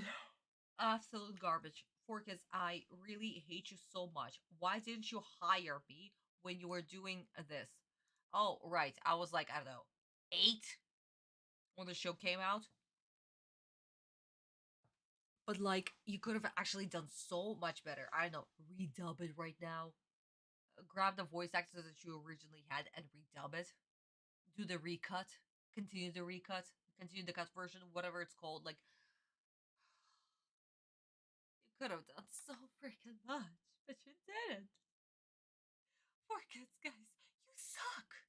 You abso-freaking-lutely suck. I hate you with every fiber of my being for destroying the greatest story in this freaking world.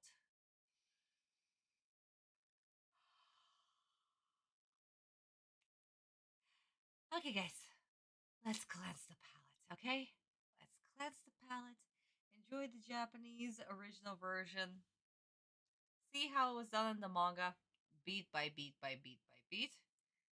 And wrap up this live stream because honestly, I'm so tired of talking so freaking quietly, and more importantly, I am so tired of 4Kids. Like, actually, guys, you know, since I already have autumn, 2 seconds.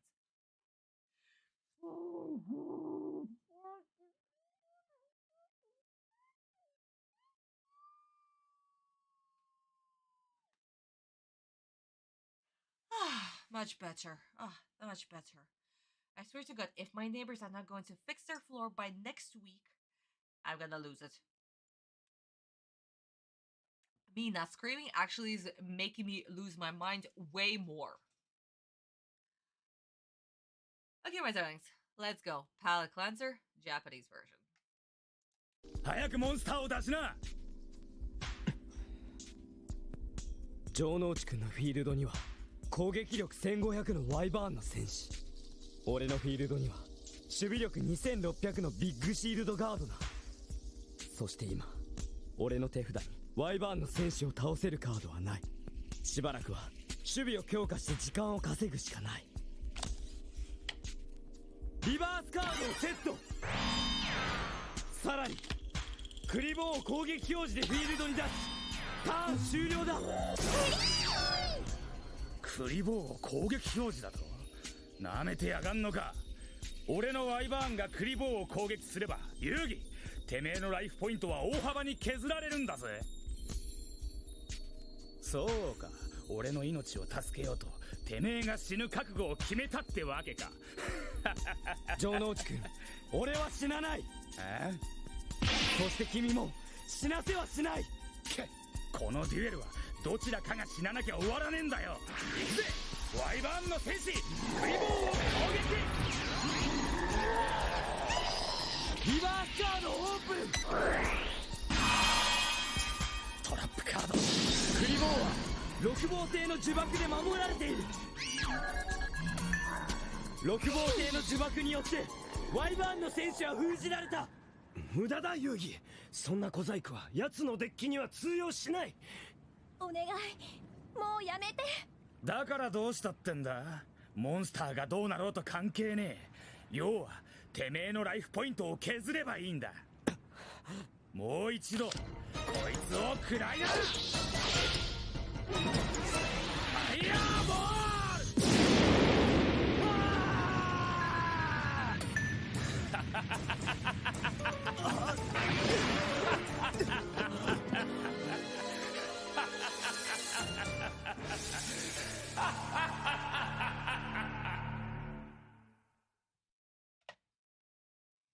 And that's how you make a scene.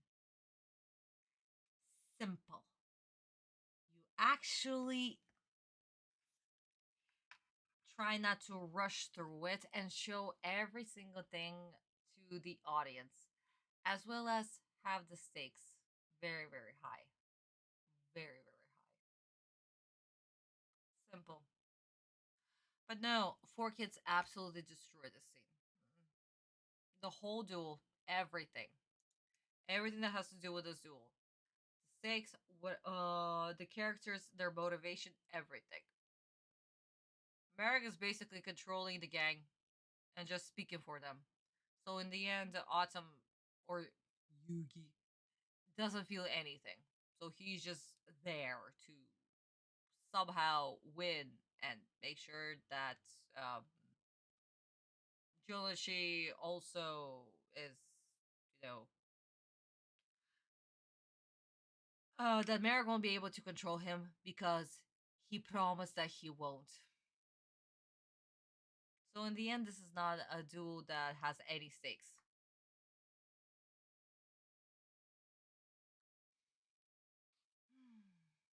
See, it makes more sense because you can see, yes, exactly, and he was in pain. Kobayashi Sensei has done a remarkable job to actually convey this.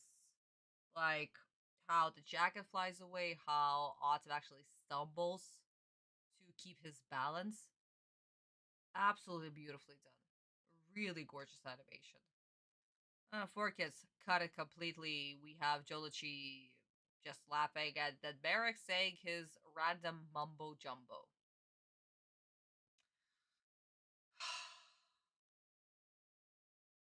4 Kids, you suck. So, my darlings, let's go. In the manga, exact same thing happens right here. Jolichi is basically like being like, you go, attack, do something, stop just stalling, basically.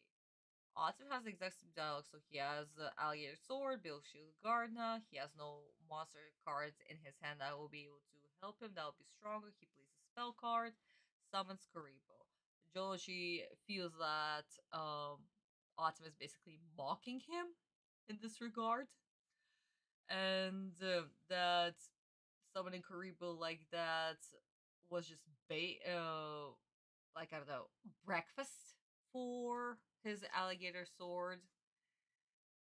And Autumn says the opposite, that he, what does he say?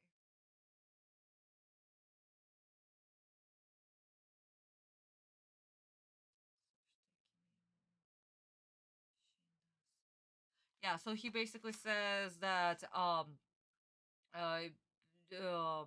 Autumn basically wants to die, and Autumn's like, I'm not gonna die, and also you are not going to die. And of course, Jonichi attacks. So he attacks Karibo, and Autumn uses Spellbinding Circle to basically trap Alligator Sword. But Jonichi is not done. He once again plays the exact same card that was also in his hand, Fireball. And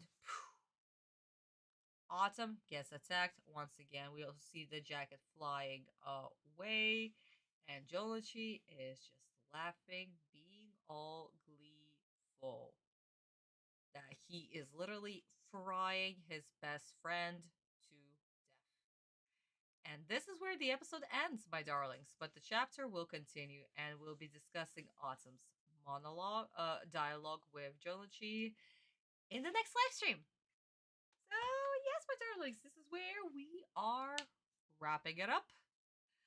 So, my darlings, what do we have? 4 Kids suck. That's all we have. Every single live stream, we have 4 Kids suck. That should be the official title of every single live stream. Oh my god. Wow. I was so happy that death wasn't censored and that they actually gonna get drowned, but then everything else got censored. So you know what? This is actually making me extremely mad, and I really, really, really wanna scream. But I can't, not until next week. So guys, please do pray for me that I'll be able to solve this issue with my upstairs neighbors. Okay? But I guess the verdict for this episode is. Oh, thank you, Visa. We got -1 out of 20 and 7 bingos. The court is officially adjourned. And Kobayashi Sensei is absolutely remarkable. Thank you so much for creating this episode. And thank you to voice actor for delivering this episode. Once again, Dan Green, very, very well done. Thank you so much. Just do not talk with Yugi's voice, okay? I am officially allergic to Yugi's voice. Oh my goodness. Oh, thank you, Kurosaki. Thank you, thank you, thank you. Otherwise, I'll be just screaming into this pillow, okay? And that's not enough. For me, that's not enough. Oh my goodness. Okay, sweeties. So I guess this is where we are wrapping it up. So, my darlings, as always, please, if you haven't liked this video, and I'm sure that you all like this video, but to all my future subscribers, please do like this video. Subscribe to the channel if you are new. I officially scream at 4Kids 3 times a month. I hope that they pay me, but they never will.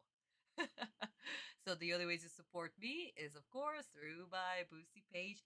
Please do subscribe there. You can start reading Yu-Gi-Oh! GT over there, Volume 3, Chapter 1, as well as Chapter 2.